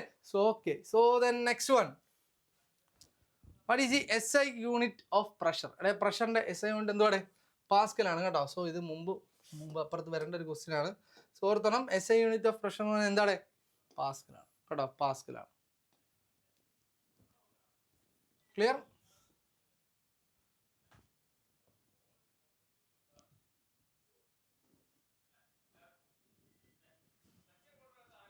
So according to dash, pressure is equal to the force divided by the area which it acts. അവിടെ പ്രഷർ എന്ന് പറഞ്ഞു കഴിഞ്ഞാൽ ഫോഴ്സ് ബൈ ഏരിയ എന്ന് പറഞ്ഞ ആ ഒരു ഇത് ഏത് ലോ ആണ്? ഏത് ലോ ആണ്? നമുക്കറിയാം ഏത് ലോ ആണ്? പാസ്കൽസ് ലോ ആണ് കേട്ടോ. പാസ്കൽസ് ലോ ആണ്. പാസ്കൽസ് ലോ എന്താ പറയുന്നത്? F by A, force by area എന്ന് പറയുന്നത്, നമ്മൾ ഇവിടെ ഒരു ചെറിയ ഫോഴ്സ് ചെറിയ ഏരിയയിൽ ആക്ട് ചെയ്യുന്നതും ഒരു വലിയ ഫോഴ്സ് വലിയ ഏരിയയിൽ ആക്ട് ചെയ്യുന്നതും രണ്ടും എന്താണ്? സെയിം ആണ്. അപ്പോൾ ഓർത്തോണം മക്കളെ, ഇവിടെ നമ്മൾ അപ്ലൈ ചെയ്യുന്ന പ്രഷർ എന്ന് പറഞ്ഞാൽ ഈ ഒരു ലിക്വിഡിലേക്ക് ഈക്വലി ട്രാൻസ്മിറ്റ് ചെയ്തു പോകും എന്നാണ് ആര് പറയുന്നത്? പാസ്കൽ പറയുന്നത്. സോ ഈ ഒരു ലോ ആണ് ഓർത്തോണം. ഈ പാസ്കൽസ് ലോ വെച്ചിട്ടാണ് നമ്മൾ എന്ത് യൂസ് ചെയ്യുന്നത്? ഹൈഡ്രോളിക്സ് ഒക്കെ യൂസ് ചെയ്യുന്നത് കേട്ടോ. ഹൈഡ്രോളിക് ലിഫ്റ്റ്, ഹൈഡ്രോളിക് ബ്രേക്ക്, ഈ സാധനങ്ങളെല്ലാം എന്താണ്? ഈ പറഞ്ഞ പാസ്കൽസ് ലോ ആയിട്ട് അസോസിയേറ്റ് ചെയ്ത് വരുന്നതാണ്. സോ പ്രഷറോട്ട് എന്ത് ചോദിച്ചാലും ആൻസർ എന്താണ്? പാസ്കൽസ് ലോ ആണ് കേട്ടോ. ഹൂക്സ് ലോ ഒക്കെ നിങ്ങൾക്ക് അറിയാം. ഹൂക്സ് ലോ എന്ന് പറഞ്ഞാൽ എന്താണ്? ഹൂക്സ് ലോ എന്ന് പറഞ്ഞാൽ stress by strain is a constant. Stefan's Boltzmann law നമുക്ക് അത്രയും ഡീറ്റെയിൽ ആയിട്ട് വേണ്ട. ന്യൂട്ടൺസ് ലോ നമുക്ക് പഠിച്ചിട്ടുണ്ട്. ന്യൂട്ടൻ്റെ ലോയിൽ നിങ്ങൾക്ക് അറിയാം കേട്ടോ. ക്ലിയർ ആണ്? ഓക്കെ.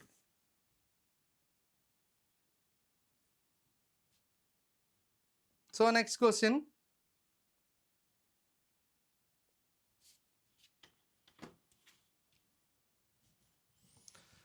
അപ്പം എന്താ നമ്മളപ്പോൾ ന്യൂട്ടൺ ലോ ആണ് നോക്കണേ.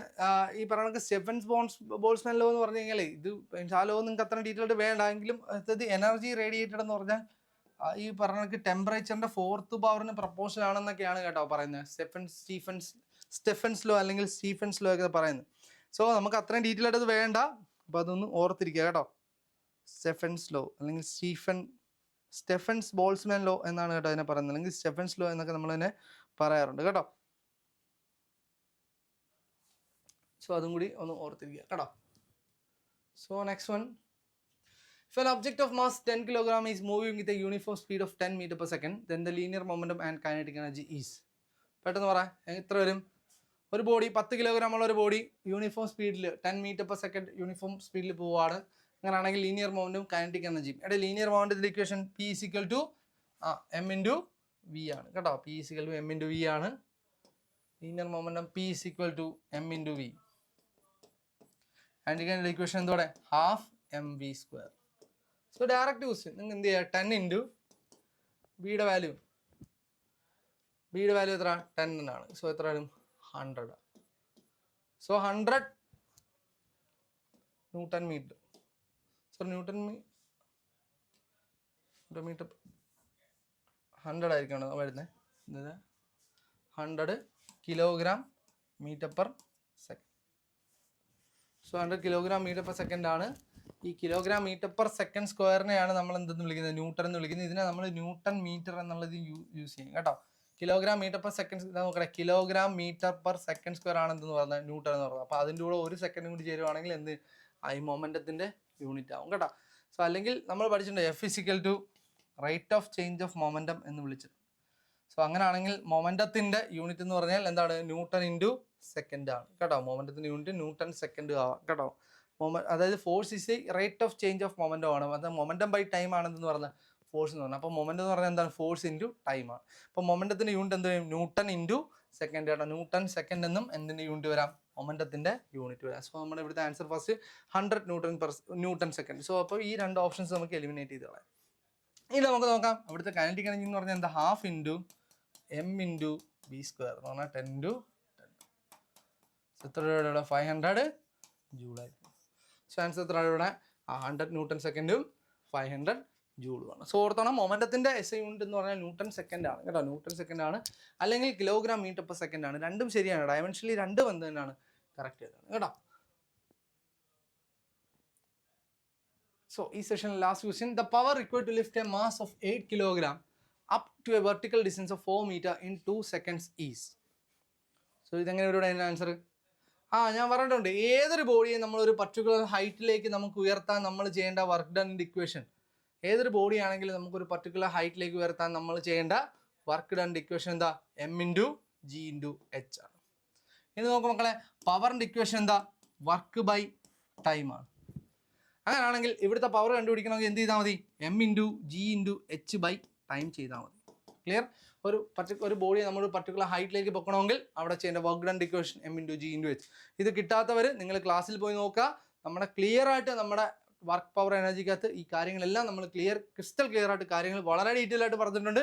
വേണ്ടുന്നവർ ആ ഒരു ഇതിലേക്ക് പോയി നോക്കുക കേട്ടോ. സോ അങ്ങനെയാണെങ്കിൽ ഇവിടുത്തെ മാസ് എന്ന് പറഞ്ഞാൽ എത്രയാണ്? 8 ആണ്. ജി എന്ന് പറഞ്ഞാൽ ഇവിടെ 10 കൊടുത്തു. എച്ച് എന്ന് പറഞ്ഞാൽ എത്രയാണ്? 4 ആണ്. ബൈ എന്ത് വരും? 2 വരും. ക്ലിയർ ആയി? സോ ഇവിടെ 2ഉം 4ഉം വെട്ടിപ്പോകും. എത്ര? 2 ബാക്കി 8 ഇൻറ്റു 2 16. സോ എത്ര വരും? 160 വാട്ട് ആണ്. So S A unit of power എന്ന് പറഞ്ഞാൽ എന്താണ്? വാട്ട് ആണ്. സോ ആൻസർ ഈസ് 160 വാട്ട് ആയിരിക്കും. ക്ലിയർ? ക്ലിയർ ആയി? ക്ലിയർ ആയി. സോ ഇതാണ് നമ്മുടെ എന്താണ് PYQൻ്റെ പാർട്ട് 1 ഇവിടെ കഴിയുവാണ്. സോ നമുക്ക് നെക്സ്റ്റ് വീഡിയോയിൽ PYQൻ്റെ പാർട്ട് 2 ആണ്. സോ ഈ ക്ലാസ്സിൽ നമ്മൾ ഡിസ്കസ് ചെയ്ത ഈ പറഞ്ഞ work power energy, units and dimensions, പിന്നീട് പ്രഷറിനെ പറ്റി പറഞ്ഞു, ന്യൂട്ടൻ്റെ ലോയെ പറ്റി പറഞ്ഞു, ഗ്രാവിറ്റേഷൻ ക്വസ്റ്റ്യൻ, ഇത്രയും ക്വസ്റ്റ്യൻസ് ആണ് നമ്മൾ ഡീറ്റെയിൽ ആയിട്ട് എലാബറേറ്റ് ചെയ്ത് പറഞ്ഞു. സോ നിങ്ങൾ ഞാൻ പറഞ്ഞില്ലേ കുറച്ചുകൂടി നിങ്ങൾക്ക് ഡീപ്പായിട്ട് അറിയണമെങ്കിൽ നമ്മുടെ എന്ത് ചെയ്യുക, നമ്മൾ യൂട്യൂബ് ക്ലാസ്സസ് കയറി നോക്കുക. അതല്ല നിങ്ങൾക്കൊരു ക്വിക്ക് റിവിഷൻ ആണെങ്കിൽ ഈ ക്ലാസ്സുകൾ തന്നെ ധാരാളമാണ് കേട്ടോ. സോ കാര്യങ്ങളൊക്കെ ക്ലിയർ ആയി എന്ന് വിചാരിക്കുന്നു. എക്സാമിന് പോകുന്ന എൻ്റെ എല്ലാ സുഹൃത്തുക്കൾക്കും all the very best. So നമുക്ക് നെക്സ്റ്റ് ക്ലാസ്സിൽ മറ്റൊരു വീഡിയോ ആയിട്ട് കാണാം. Thank you so much.